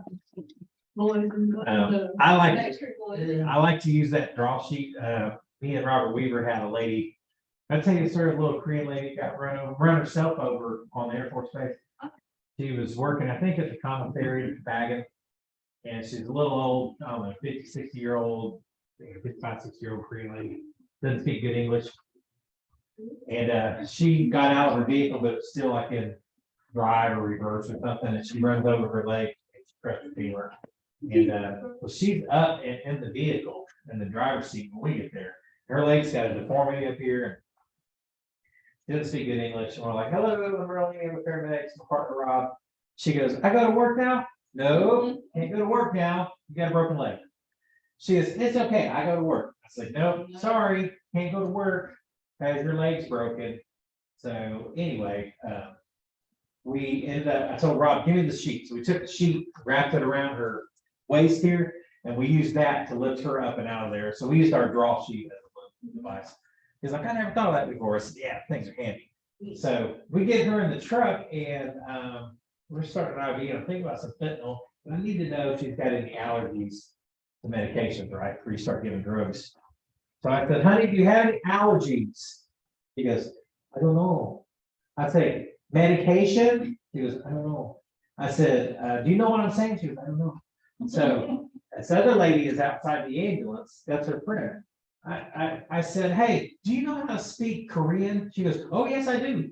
I said, can you come up here? Because I'm trying to get a history and everything. She goes, okay, okay. She climbs in the ambulance. I said, I just need to know what her past medical history is. She goes, screams at her. And she tells her, I got a hypertension. You know what I mean? Like, what in the world? And I said, oh, I could have screamed at her. And I said, can you ask about medications? You got a little bit of this in. Yeah, she screamed at her. And she immediately knew what she was saying. The only thing she did was yell at her. Like, you're great. We laughed so damn. French roll up on that woman on Liberty Street, that hit that light pole. People coming back to me, going back to Clarendon. And that woman, she hit the light pole right there on the corner of Liberty. And she was up underneath her steering wheel when we found her. Both of her ankles had an open fracture. And they were just hanging on. And she looked at me and she was like, can I stand up now? And I was like, Probably not. If you can. you cannot stand up. You ain't gonna travel, probably. One of the best things whenever I was running that Timmy contract was those maxi slides. I don't know if you guys are still using those lift devices. Yeah, the blue or yellow. This one was like a purplish, orange purple, and they're designed to use this thing called blue roller. But even the maxi slide itself was an amazing device. Well, back then Timmy's policy was we weren't supposed to lift people without a maxi slide. And so we had them on all the ambulances, and a lot of crews wouldn't use them. Those things are amazing. But you can't leave them under the patient and do the transport, because they will literally slow off the stretcher. You hit the brakes or turn really hard. But yeah, if you can find yourself a maxi slide over there, just pulling the patients over is like no friction at all. You don't lift, you just slide. And, you know, we wish we had 4 people on calls, but most of the time we didn't.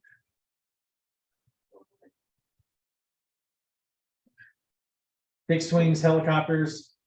I got a different PowerPoint on helicopters if you want to see that. You want a better one than this? Meet your expectations.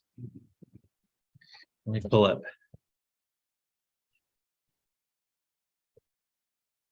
See if I can find it fast, quickly.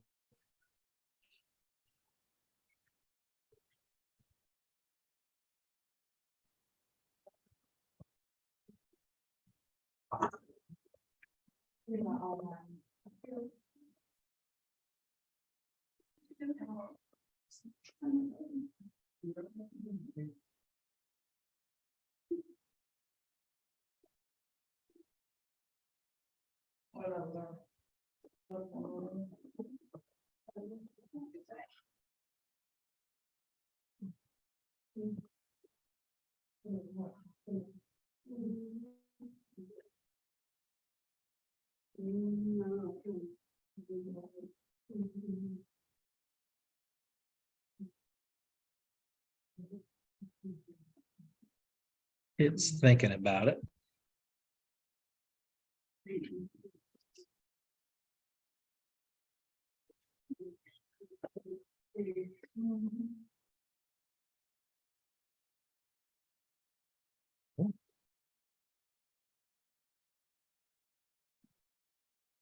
It's up for just a millisecond. See, there it comes. And when yeah, me too. And it should be.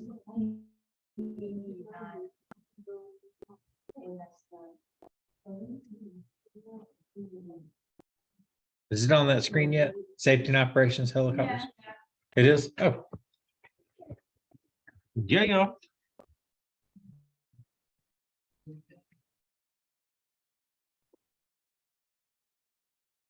But look at that, that's a great picture here to check out. I think Shaw Fire took that at the air show. So this is the one we use for the, well, I used it for the MedTrans LZ classes, but just so you know, they're getting 2 more helicopters. One's going to be up in Lancaster, and then the other one's going to be in this program. So there's literally helicopters like all over the place. That's funny, because last time we were in class, you're like, they're getting 2 new helicopters, I just don't know what they're doing. Yeah, I know Lancaster's one of them. I just don't know where they're. Yeah. That's the Lancaster. Heather Robin? Which Heather? Heather Yeah, from Heather America? Good for her. I feel like we're always talking about her. They gonna make her, hopefully they make her a base manager. That's what she is. Excellent. Pilot's gotta have 2,000 hours of flight time, 1,000 hours of piloting command, PIC, or when we're doing some of these flights, I call it partner in crime. Hands-on training every 90 days. It's like 3 years minimum experience. They say with a busy service, but it just all depends on what kind of experience you got.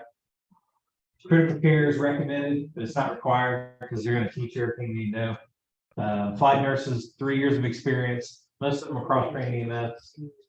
A lot of them are dual certified, and they need to have some ICU experience. New Hire Academy. So everyone that works for MedTrans, it's probably the same for Air Methods, for LifeNet. They go to a New Hire Academy. It's out in Denton, Texas.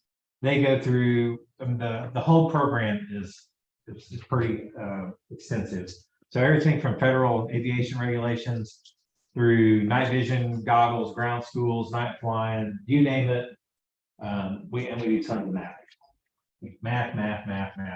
Matter of fact, that I created an Excel spreadsheet that does math for me because it's ridiculous. Every time you do a scenario there's these giant roll around boards like that size, and they have every drug that you carry.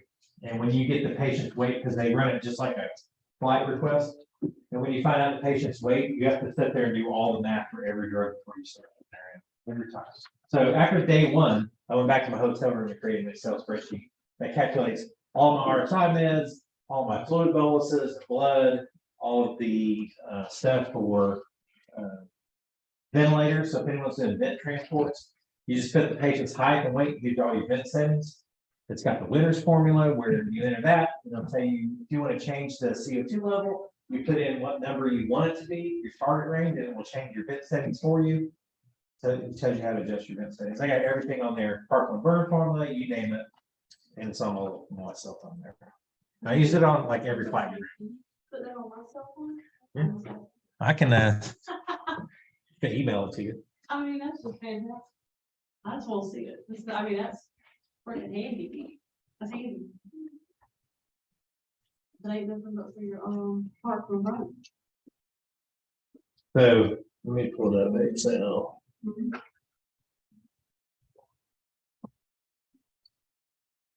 Yeah, I've had Chris Fry email me or text me the other day, hey man, can you send me that? I got some nurses having a hard time with drugs.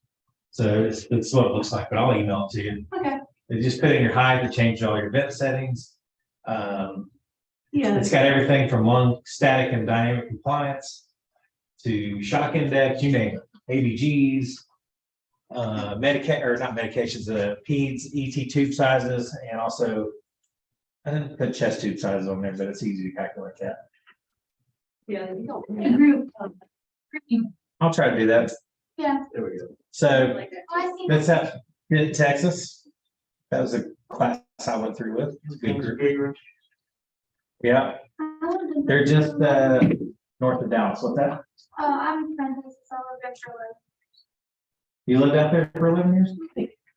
They're flying the Bell 407, but there's of course other helicopters you can see. The 407 is a great aircraft. I think Sumter just got a GX, so that's their old aircraft. It's not a new one. Now they're technically, their name is Medicare 2, but they still use the Air Care name because, you know, management is dumb everywhere. They try to change the name officially, but the problem is on their controlled substances and their pharmaceutical license is still Air Care. You can't just change the name of something. You have to change the name of everything. So it'll say Medicare on the side of the helicopter, but still Air Care. 150 miles per hour. I think the fastest I've been is close to 180. We had a good tailwind. So going that way, we were going 180 and the pilot. Fast as we were going 407. And on the way home, we're going like 30 miles an hour. Like barely making any ground speed. I'm scared we're gonna fall out of the sky. You Yeah. better speed up. I've seen it before where your ground speed goes to 0 and you're just sitting there caught in the wind. So Wow. I'm being Auto- terrified. autopilot equipped, onboard radar for weather tracking, satellite tracking, of course. They check in with us every 15 minutes, no matter what. Even though they're watching you on their screen, they have to, by federal regulation, call the aircraft to get a position check. And they have the TAL system, the terrain awareness. So it'll tell you, pull up, or, terrain. So it'll talk to you. And there's 5 radios, 2 aviation, and 3 EMS radios. So we're all the time in the back messing with the daggum radios. And we have a mixer too. So we can not only change our channel, like what we're listening to, we can also turn it on and off. So if I'm talking to the fire crew or EMS crew, I can turn air traffic control off and just listen to them. So they do, so mostly like up in Mullins and Air Reach, we did predominantly interfacility transfer with scene flights. And in Sumter, they were doing predominantly scene flights with a couple of interfacilities. But Lancaster's really drawn them away from Sumter a good bit, and that's going to be fixed. Of course, airway RSI capable. We can do surgical crikes. We can do finger thoracotomies. Every kind of critical care, everything you can think of. They do it. There's not, the only flights we really can't take is if they're smaller than 5 kgs because the ventilator won't vent smaller than that. And if it's some of the high risk OBs that are threatening to deliver, we can't do those in a helicopter. And we can't take big people, like really fat people. The balloon pumps will not fit in there. I know it's on here, but we can do LVADs, we can do pellets, we can't do balloon pumps. And recently they did a ECMO down in Charleston. And I got pictures of that. It was amazing. I drove to the airport to put a patient on a helicopter and the helicopter wouldn't start. So they just kept the patient in the helicopter and jumped it. Yeah, to get the jump back. Yeah, that was nerve wracking. Yeah, this right here is where the batteries are. Yeah. And literally they just lift that up and they can just plug right into it. Yeah, it's like Jumper cables. What's that? I want to see the I have to find it. You what's that now? I know someone who started. No kidding. I'll see if I can pull the picture up. Let's just do, for you guys, you're just gonna quickly key up, you're not gonna be calling the phone number. But the flight decision really based off of weather, where the patient's going, location and where they're going, and any special equipment we need. But we really need to know the weight and airway status. That's what the crew cares about. The pilot needs to know all this other stuff so they can figure out where we're possibly going with that patient, and if we can get them there safely. It says getting back to base, but I'll be honest with you, Mantrans doesn't care about that. If the crew gets stuck somewhere, they don't care. You're sitting in the field all night long in a thunderstorm. As long as the patient got to where they're going, they don't give a shit about the crew getting back. But at least they tell you they did. They're like, oh no, they don't. So you can see there, if you're going 150 miles an hour, you don't want to be flying towards that bridge. So it's all about visibility. And there's weather minimums they have to maintain too. And just because it looks nice here, it might not be nice where they are. And I know like Darlington, if anyone's from that area, it's kind of like a hole over there. It's foggy, and I don't know if the altitude changes a little bit, terrain drops down. But it takes a long time in the morning for all their fog to burn off over by Darlington, Lee County, Darlington.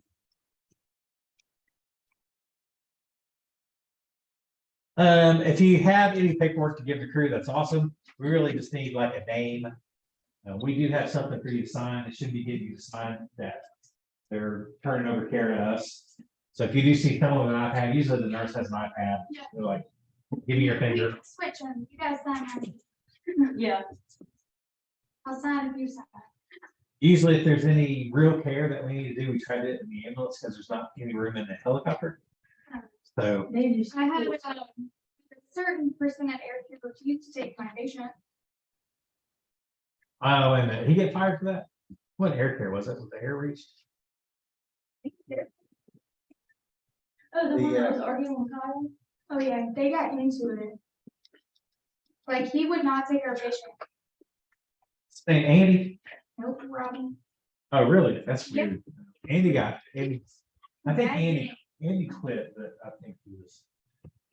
But I was really weird. With him. That's strange. Huh, refused to take a patient. I've never heard of that one. Yeah. So everyone knows there's between hot load and cold load, right? So hot load, don't ever approach the helicopter when the blazers spin without talking to that pilot. Just don't go up there without a flight crew with you. If you look on the 407, most of the helicopters, the rotors actually tilt forward and they tilt off to the left. So if the patient's loaded on the left like a 407, you don't want to come in at 45 degrees because that's the lowest part of the blades.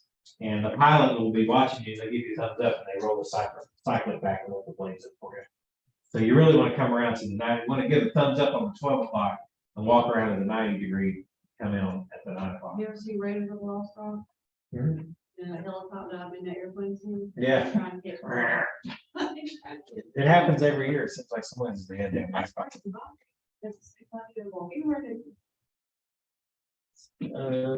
up there and take care. I know. If you don't have any reason to be up there, you should go up there. Listen, I let everybody else take them. I'm like, I don't do it. Things to watch out for are sheets, because those sheets can get pulled up into the disc. And then little things like badges, if you have a loose badge, it can fly up into there. The wrappers for like non-rebreathers, and anything that touches the rotor disc, they have to shut it down or out service to inspects the blades. So just be careful. If you go up there, no hats, no badges, and just stay with flight crew. Yep. What? I had to say Here's a Sumter scene flight. And you have to really watch out for, there's a couple of things in this picture. Of course, you have some type of a antenna tower. Looks like it's pretty far back behind the flight path, but all the sand I think they're landing between these cones out here, but all that sand can flip and get brought up in the air, and then you can have what's called a brown out. But I think they're gonna be in the grass there. If you're in the fire department, and you see a bunch of sand like that, if you can hose it down, it makes it better. I don't know who that is taking pictures. It almost looks like Mary. Short enough to be Mary, but I don't know who it is. Mary Pat, Yeah, I'm not sure though. she is little. It might be I've seen that picture. before. Victoria. Yeah, We saw the somebody picture. texted me. And of course, towers are very hard to see. Wires are almost impossible to see. We do wear night vision. Watch out for lasers. We don't get any, I haven't seen any laser strikes, but I guess it does happen in some areas. I haven't seen any drones, but it's hard to see a damn Cessna up there, let alone a drone. So I know I've seen aircraft off in the distance, and you can just barely make them out. So it's not very easy to see other aircraft. Of course, everyone knows set your lights up, point in. If for some reason we need to abort, you can get on the radio and say abort 3 times, or flash the lights on the LZ, we would know to go around. But be careful if you see them, like the aircraft flying under wires. If you say abort, they're going to pull up into the wires. So you can always just say stop. So that's an option in a helicopter. So you can say stop, stop, stop. The pilot will stop, and then you can say you're under wires, back up, or whatever. If this is a 4-lane, block off both sides. Now, if it's a divided, like I-95 has some wide areas, it's not necessary. But if you're on, say, 521 north, where there's a paved middle, you got to stop everyone, because they will freaking run underneath the helicopter. I think we were in Georgetown. They tried to land us on, it was a 4-lane, but they gave us 1 lane closed. They closed 1 lane for us, but the blaze would be out over the cars. So we're like, no, we're gonna have to go somewhere else. So we flew around, and we ended up, there's a McDonald's and a water tower. Behind it was a park. So we just flew around and we found the spot we liked. And then we just came in nice and slow and just blew everyone out of the park. Because there was people walking around like a track. So we just come in until they can't stand the wind anymore. So get the hell out of the way. And then the fire department couldn't find us. We're like, we are behind a McDonald's and a water tower. How many water towers and McDonald's are in this town? Because we only seen 1. Already. If calling in, which if you guys are the LZ command, that's great. Just we need to know obstacles. Park a vehicle underneath the wires or put some type of marking. And it was recently a flight crew hit wires, and literally in the picture from the scene, they put the cones out underneath high wires. And I guess they're in a field and these big uprights are really far away, and they just didn't look up. It crashed the helicopter. Thank God it didn't kill the crew. I think that's everything. Oh yeah, if you're on a hazmat scene, don't have the helicopter land at the scene. Imagine if the big ceiling fan is blowing across the scene, right? So all that stuff would just fly everywhere. So we want to be about 1 mile or 2 in the upwind direction from a hazmat scene. And those patients have to be fully decon before they get to the helicopter. If you get someone who's soaked in diesel fuel, like maybe it's a 18-wheeler crash or whatever, they have got to have all that diesel fuel off them before they get in the aircraft. They should be following up with you guys. They should make a phone call or a text message or something to see if they don't need to. Okay.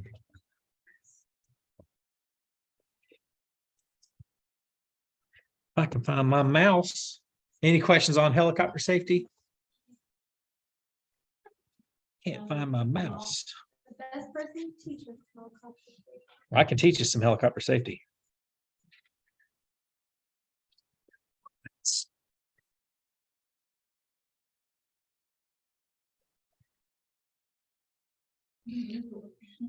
What's on the screen now? Air control transport. Same thing? Oh, no, it's from the last thing. Let's see. See if I have any good pictures for you here.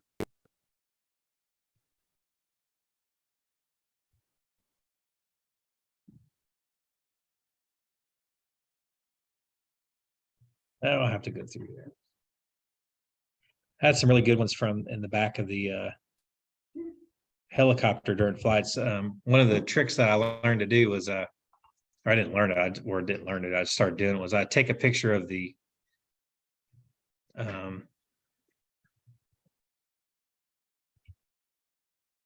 Nope, that ain't it either. I would take a picture of the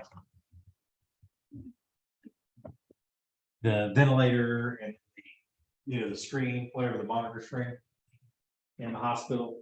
And then once we got the patient all packaged up and in the helicopter, then I would take a picture of all the settings, doop, doop. And then if we had to adjust anything, I had to go back to something that worked and have to memorize it. I just pulled the picture real quick. Go, oh, we had them on 425 mils. Let's go back to that or whatever. So I got a lot of pictures of stuff in the back of the helicopter. Some really good ones.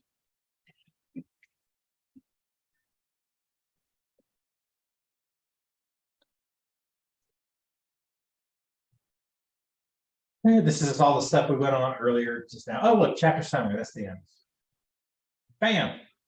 Any questions? Anything that you seen earlier? I mean, when you read it the night before? Nope, let's take a break. They call a helicopter when they don't need one.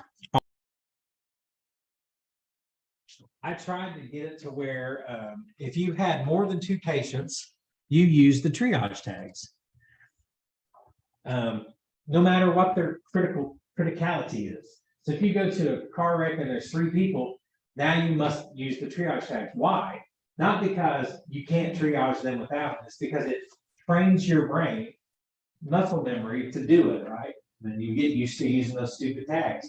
And people can't believe, well, I don't know why they didn't do it. Well, it's because you never do it in the real world. It's always, I know next week we're having mass casualty on Shaw. So, you know what I mean? I got to use those tags. But you would not believe the pushback I got from everyone from the top all the way down to the basics. Man, this you know what I mean? Those tags are going to sit in that truck for 20 years. Someone's going to spill coke on them. And the, Yeah. and the lines get all tight, tangled up, and you can't even use them when you need them.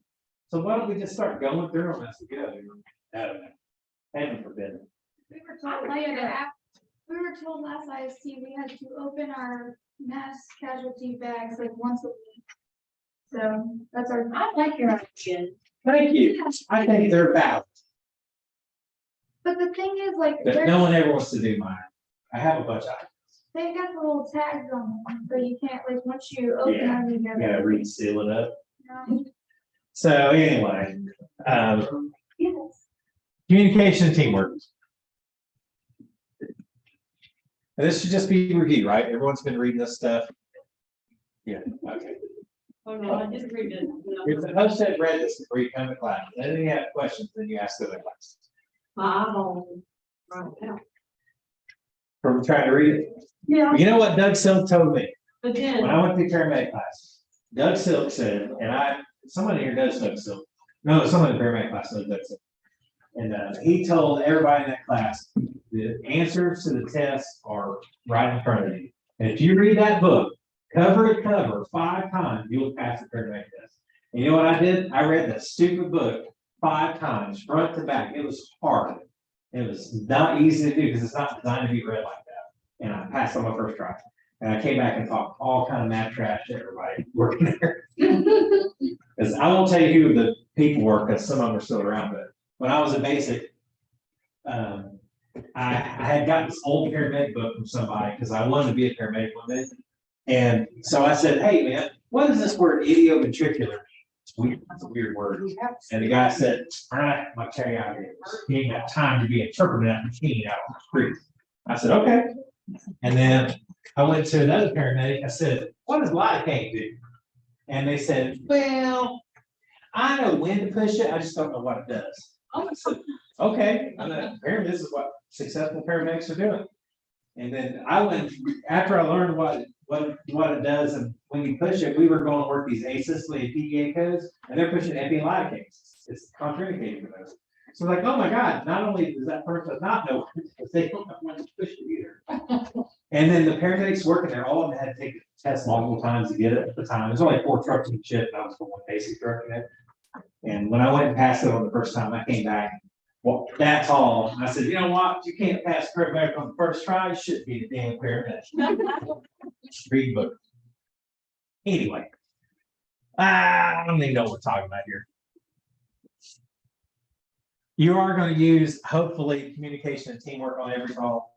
And when it doesn't work, oh my God, it just makes it miserable. I'm trying my best to get along with everybody and not be a pain in the neck and not be too demanding. I try to be nice to the patients, and usually when I get aggravated with my partners, when they're just being mean to the patients, there's no need to be mean to the patients.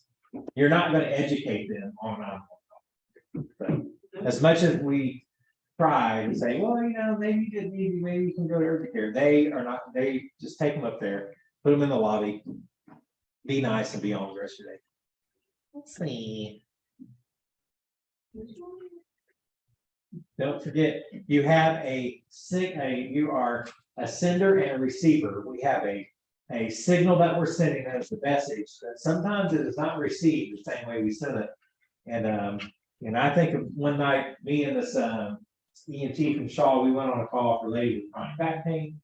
She said, the last crew from Shaw came and they refused to give me pain meds. I said, oh, I'm sorry, I hate to hear that. Let's get you on the stretcher and get you to the hospital. And then we get them in the truck, and I asked my partner, and it's within their scope as an EMT out there to give narcotics. Can you believe that? But they can't. They haven't expanded the scope. And I said, are you ready to go, sir? And he goes, you're not gonna give them pain meds?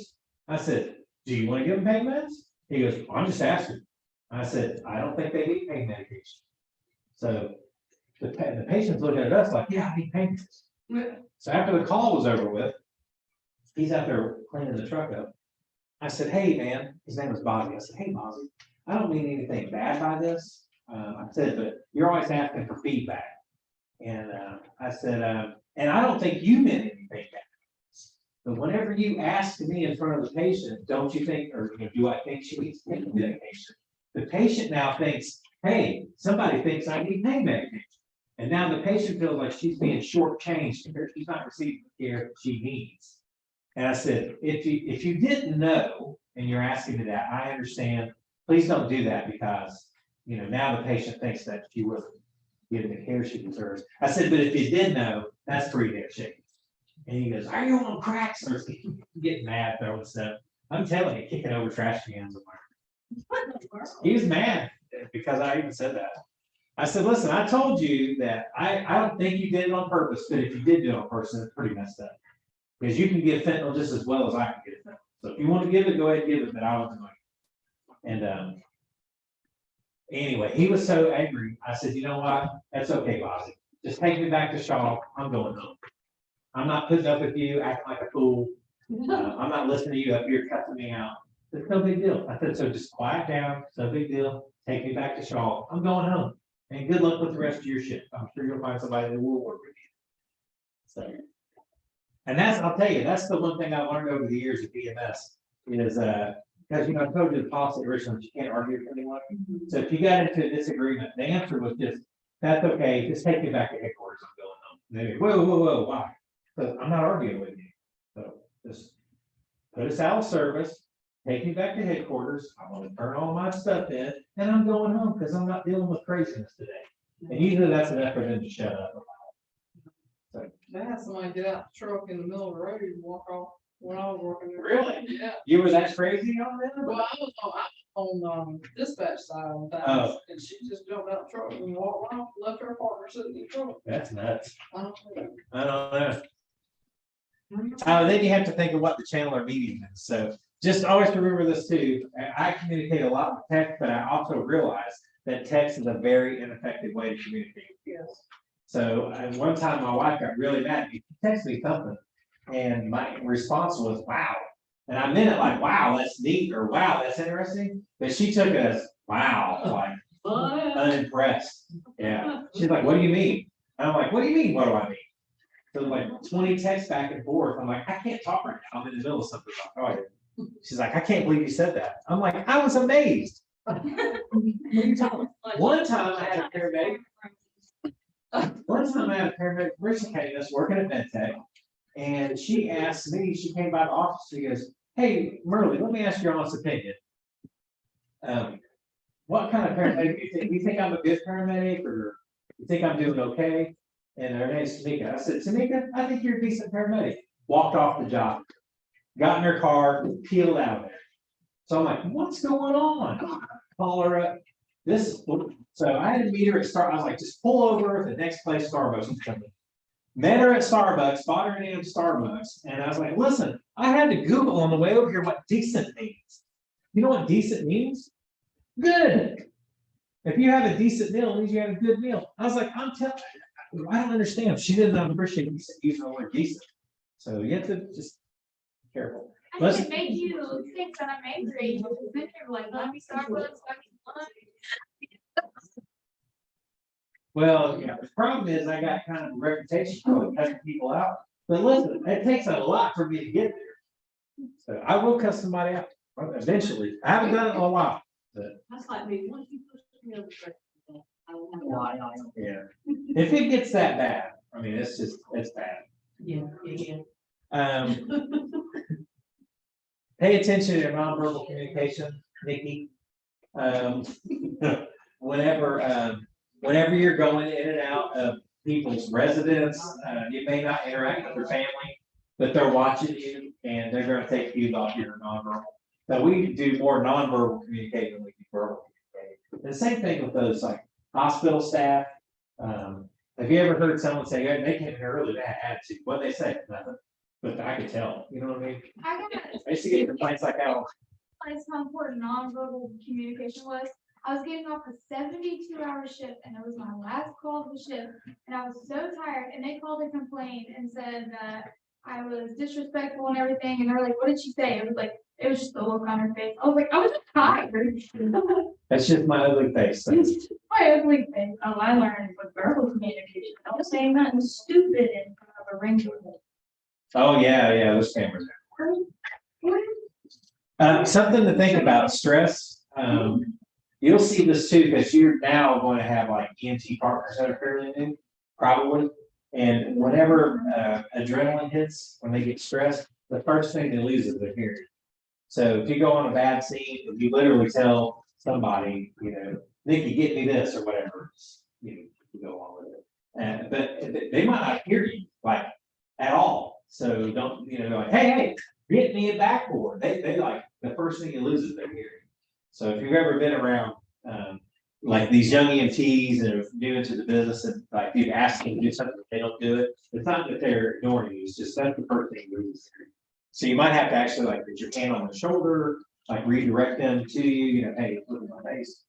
So, and I also seen this with patients too. Like you'll have someone like that lady the other day had a 4-wheeler wreck, and the guy's dead. And the other lady's on her knees over here. And she just couldn't hear me when I was talking to her. I was trying to get her to focus on me. Because of course she was worried about him. He was dead. Yeah. He had Actually, done. man. Yeah. I got mutual friends with him out here. Yeah, you can work. I know the girl's mama. I know the house down the street from me at the end of my road, they was partying like no tomorrow when that guy died. All right, that's where everybody piled up, was at my neighbor's house, and my daughter, my daughter. She was my own, but some play, okay, cool.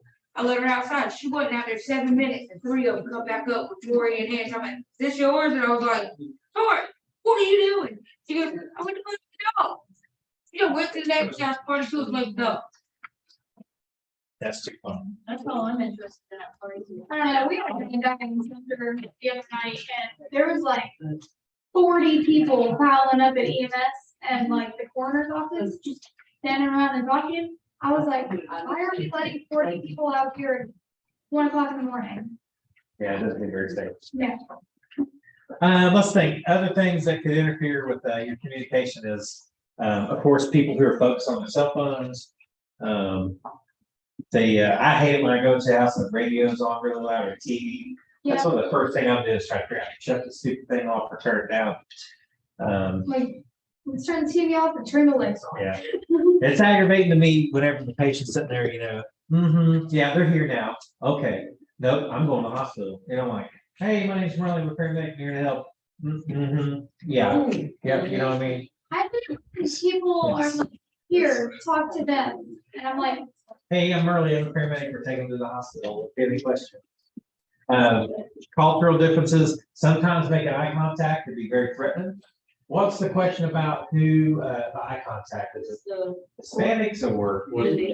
Asian, Indonesian, yeah, Muslim, Middle Eastern, yeah. and then what was the one about physical contact? That was the Latinos, right? Yeah. They prefer, or something about, I looked up Oh, on no. anybody, sorry. Yeah.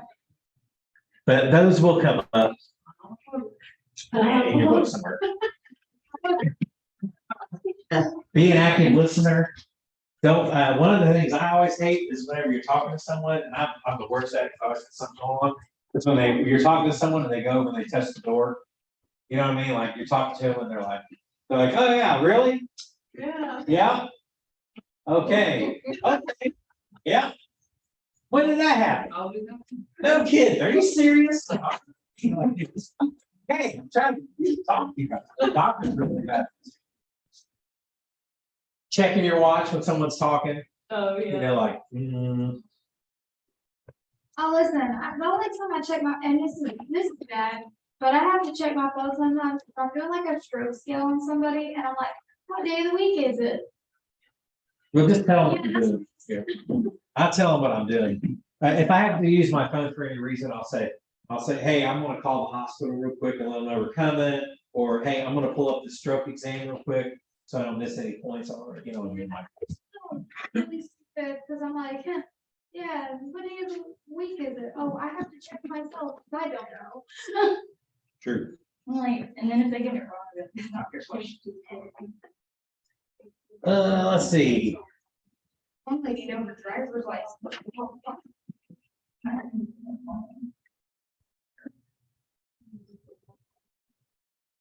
The communication, that's, you know, outside of our stuff like dispatch, you know, I hate to be hard on dispatch, but the problem with a lot of the dispatch centers that I see is they don't have people designated just for EMS. Like they're doing sheriff's department, police department, and then if they're not busy, they'll answer the radio. I'm fortunate at Shaw, our dispatcher is the firefighter dispatcher, fire department, but they're not very busy, so they're able to like talk to us also. But there's nothing me and you can do about that. Right? You just have to be patient. And I always tell myself, like, those dispatchers are sitting in a room with no windows, and I can't understand what the patient wants, and I'm talking to them to their face, let alone them trying to talk on the phone. So I give them a pass. But remember, it's your weakest link when you need help. That's who you're talking to. The FCC is responsible for oversight of EMS radios. You have to know that. That's definitely testable. Everyone knows how push to talk works, right? What's your 3 main reasons for documenting times?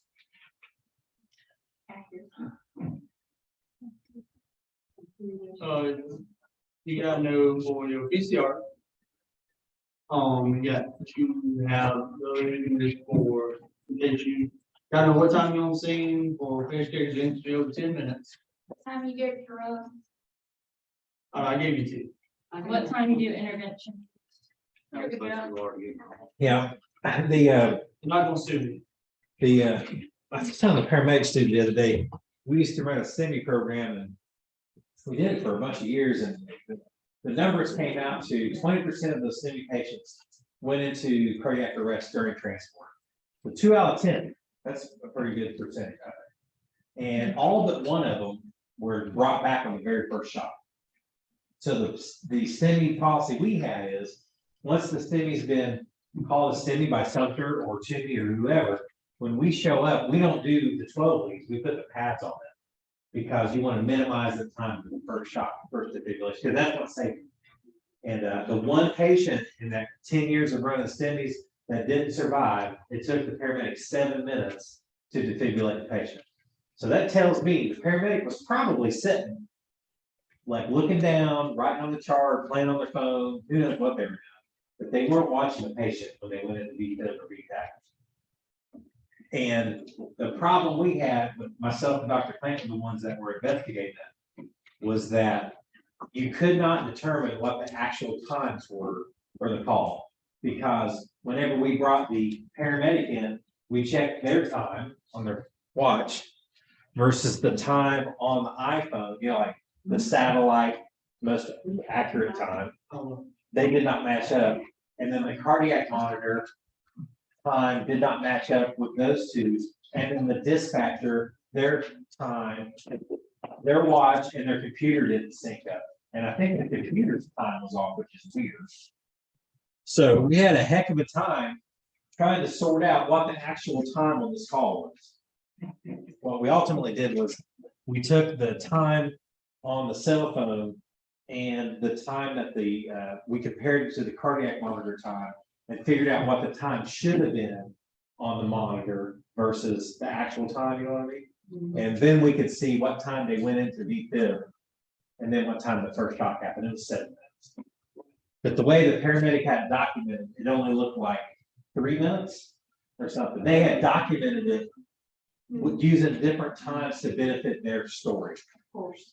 Like, well, it took a minute to get the pads out and everything. Yeah. So anyway, the paramedic no longer worked with us after that.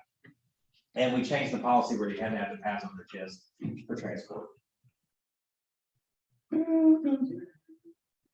That's fancy right there. Everyone knows what a mobile radio is, a portable radio, and a base station. How about repeaters? Everybody knows what those are, because those are all testable things. Everyone knows what a cell phone is, right? Everyone knows how push to talk works. Push it goes bleep bleep, talk, release. What is this guy doing? Oh, he's got his interpreter there. Dude, I'm telling you, it's so fun. I wish that's the reason why I wish we had body cams and stuff like that. It's great. I'll probably, watch that back. Yeah. I'd be like, I have stuff way now. We were both like, what the hell? Oh.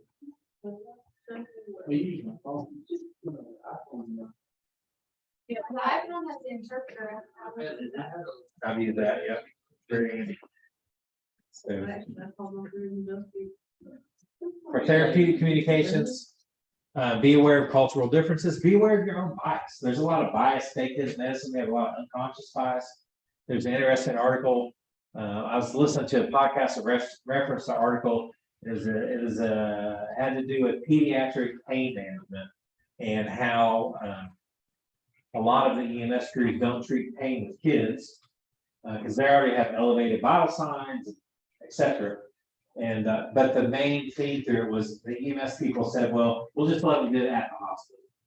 And so it takes 90 minutes from the time that patient hits the door of the hospital to if a medication is required for them to get it. So it's a bad thought to say, I'm going to withhold starting this. If they need fluids, you should go ahead and start an IV and get fluids. If they need pain medication or whatever, pain management, it's just better if you do it because it's not going to happen quickly at the hospital.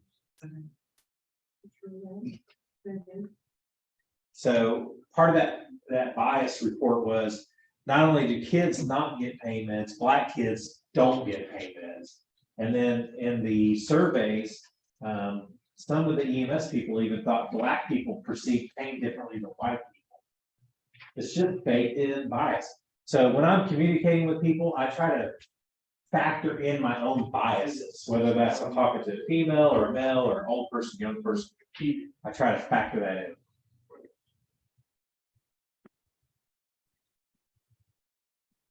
Always active listening is a great thing. Give them time, nod your head, repeat some of the things that they say, kind of summarize what they said. All right, so your chest started hurting yesterday at whatever time, and you were at the mailbox, right? You know what I mean? Open-ended versus closed-ended questions. Sometimes, especially with the behavioral health patients, if you ask like, how's your day going? Man, they could take that in every direction. And then I might have to close it in like, are you having chest pain? Like yes or no question. So you might have to mix in open-ended to start with and then closed-ended to kind of narrow them down, you know. Are you having a hard time breathing or not? Because you're speaking in full sentence, you know. I told her, paramedic told me one time never to ask the patient if they had chest pain. I was like, But that's because he doesn't want to write a call. yeah. Well, you shouldn't ask leading questions, but you can say, are you having chest pain? They say yes. What does it feel like? That's some. You know what that's called when they clutch with you? Levine sign. Word. Yeah, you shouldn't ask questions like, It feels like an elephant sitting on your chest, doesn't it? Yeah. You know what I mean? Okay, you don't wanna go ahead and let us have a description. Yeah. Yeah, don't ask leading questions, but I'll say, you say your chest hurt, can you describe what it feels like? If they're lost, I'll say heavy, light, sharp, dull. I'll throw some words out in different directions to see what they latch on to. Sometimes they just don't know. Sometimes they'll say, well, it's not really hurting, it aches. Okay, that's chest pain. It does mention confrontation. If someone does have that Levine sign and you say, you're having chest pain, they're like, no. And so a confrontation would be like, sir, you said your chest doesn't hurt, but it looks like you're clutching your chest. Or you said you're not short of breath, but it sounds like you're having a hard time breathing. It's not, I told you about the elderly lady who was pregnant, the 76-year-old. Yeah, that's the wrong kind of confrontation. There's no need to start fighting things.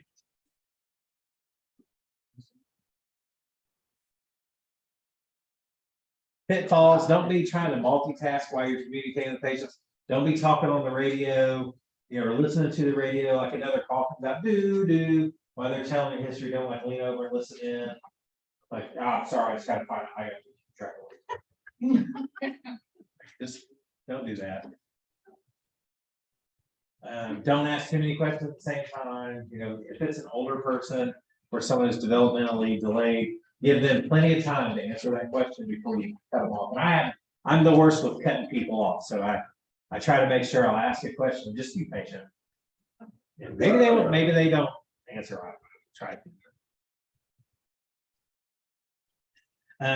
Nicknames. I used to end up calling a nickname when I was sick to sir or ma'am, or Mr. So-and-so, Mr. Murley, Mrs. Murley, or whatever. If they do say, call me Bucky, then I'll say Mr. Bucky. Hello. You know what I mean? What's that? So, hello. Hello, Mr. Bucky.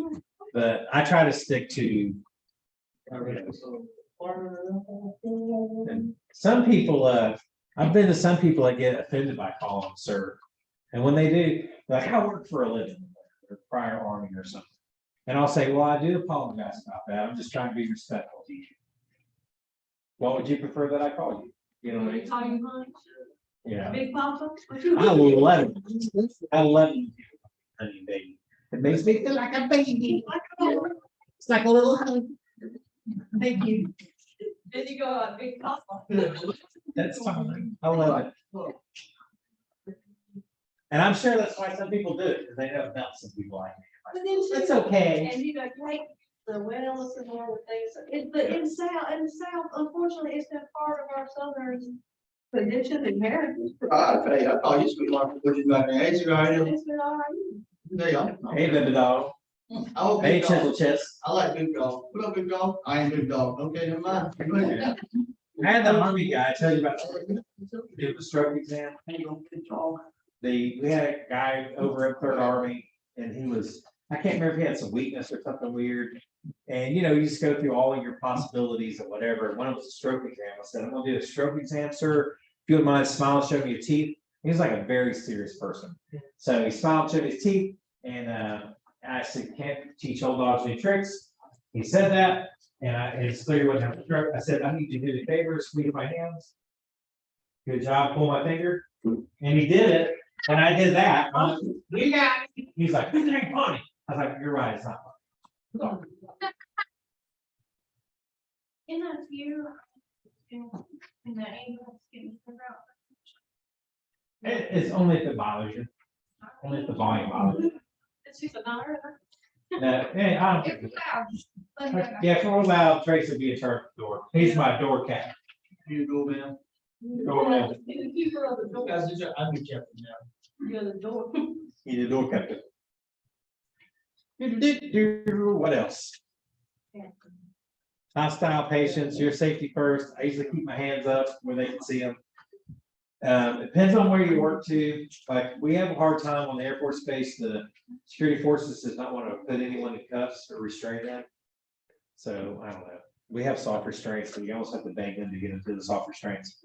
I will say I've had really good success at Clarendon. We had one kid out, I believe, big, tall, 17-year-old kid. Just, I don't know what his deal is. He's just being crazy, right? Mad.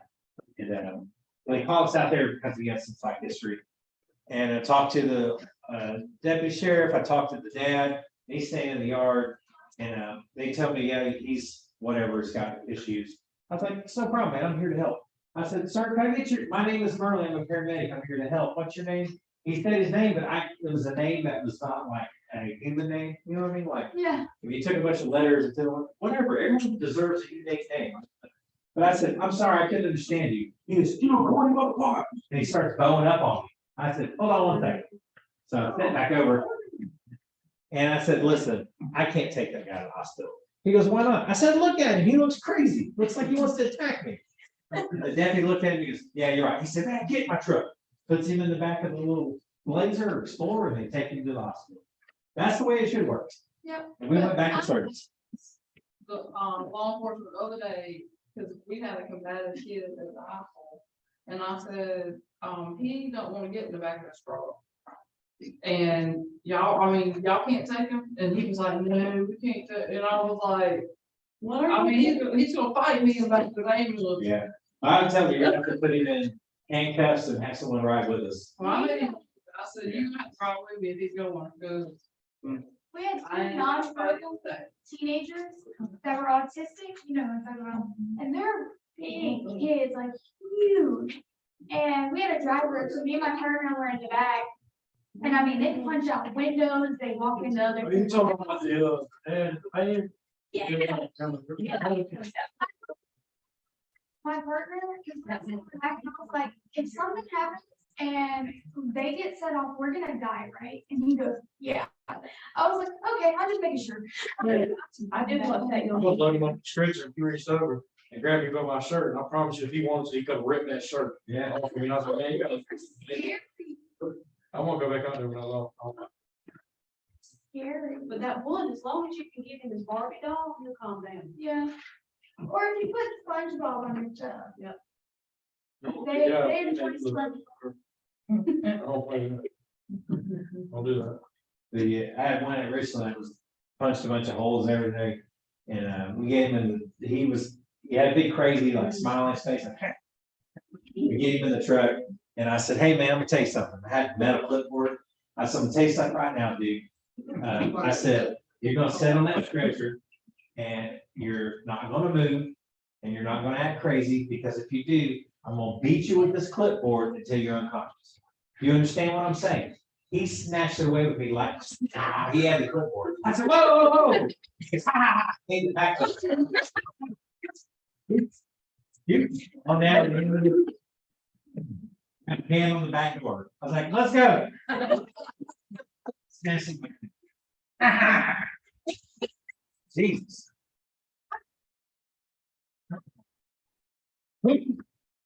That one lady was at Spring Valley and we went to Spring Valley for a citation. I'm like, what happened? Did they cancel Friends tonight? You know, like Spring Valley's like the mansions. Like, what's going on with the rich people tonight? And then we get there and they have this young lady, man. You ever see Long John Silver's restaurant? You know, they have those giant ropes.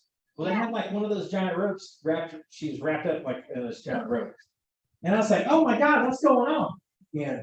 One of the males in the family was like, you don't understand. So he kind of separates me from the female partner who's trying to talk to her.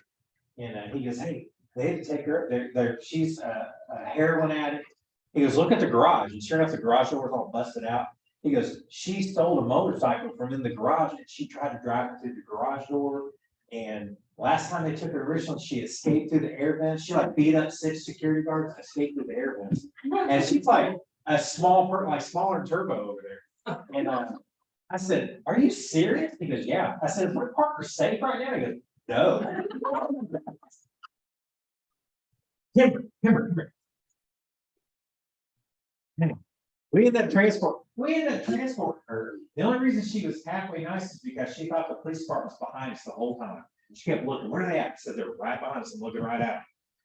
And then when we put her in pod 7 in Richland, so we put her in the room. She gets on the bed. As we're doing that, there's a whole pod full of people, right? He looks at me, he goes, ah. He has a razor blade on his tongue. I said, it's like someone sitting in the hallway. I'm like, hey, that dude there's got a razor blade in his mouth. He's like, no, he don't. I said, I'm telling you, he stuck his tongue out. there's like a straight razor on his tongue. So as we're getting down the road, they're all like sneaking up. Jesus Christ. Things we do for money. Hey, buddy. Hey, honey. Hey, baby. Hey, sugar. He sure did. It's crazy.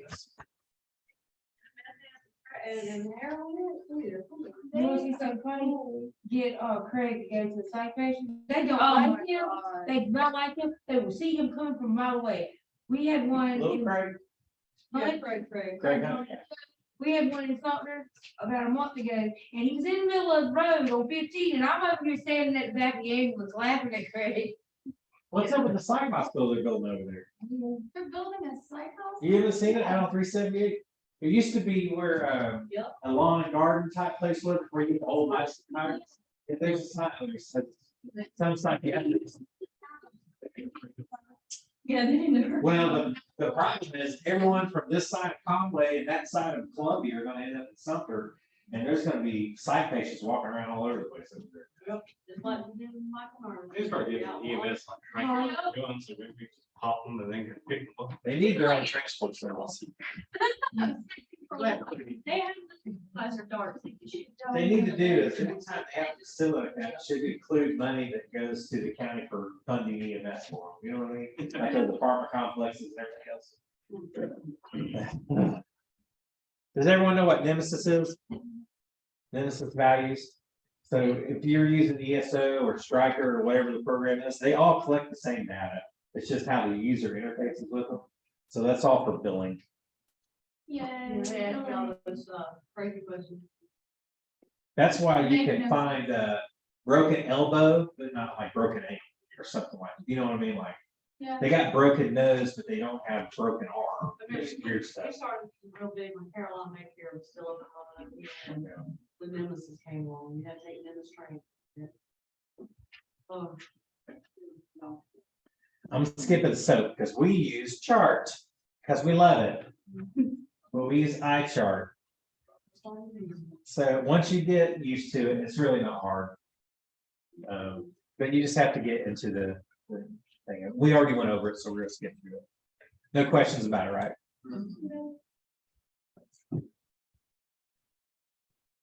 And then there's cheated, which is very close to chart, but we don't use cheated, we use chart. iChart. Everyone knows what a PCR is. We do have PCR solid clipboard for the school, and we have refusal forms for the school.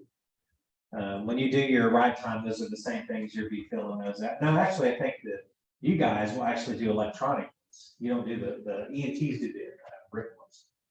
The advanced and paramedics will do it on the platinum planner. So Oh. that's down the road. But you still have to use the iChart method in there, which you guys have done it, right? So you'll have to probably help train everybody. You have done it? No, my ankle was. Oh, right, you couldn't, that's right. Yeah. Dang it. Well, I know Nikki knows about it. So she's my FTO now. This clicks a lot.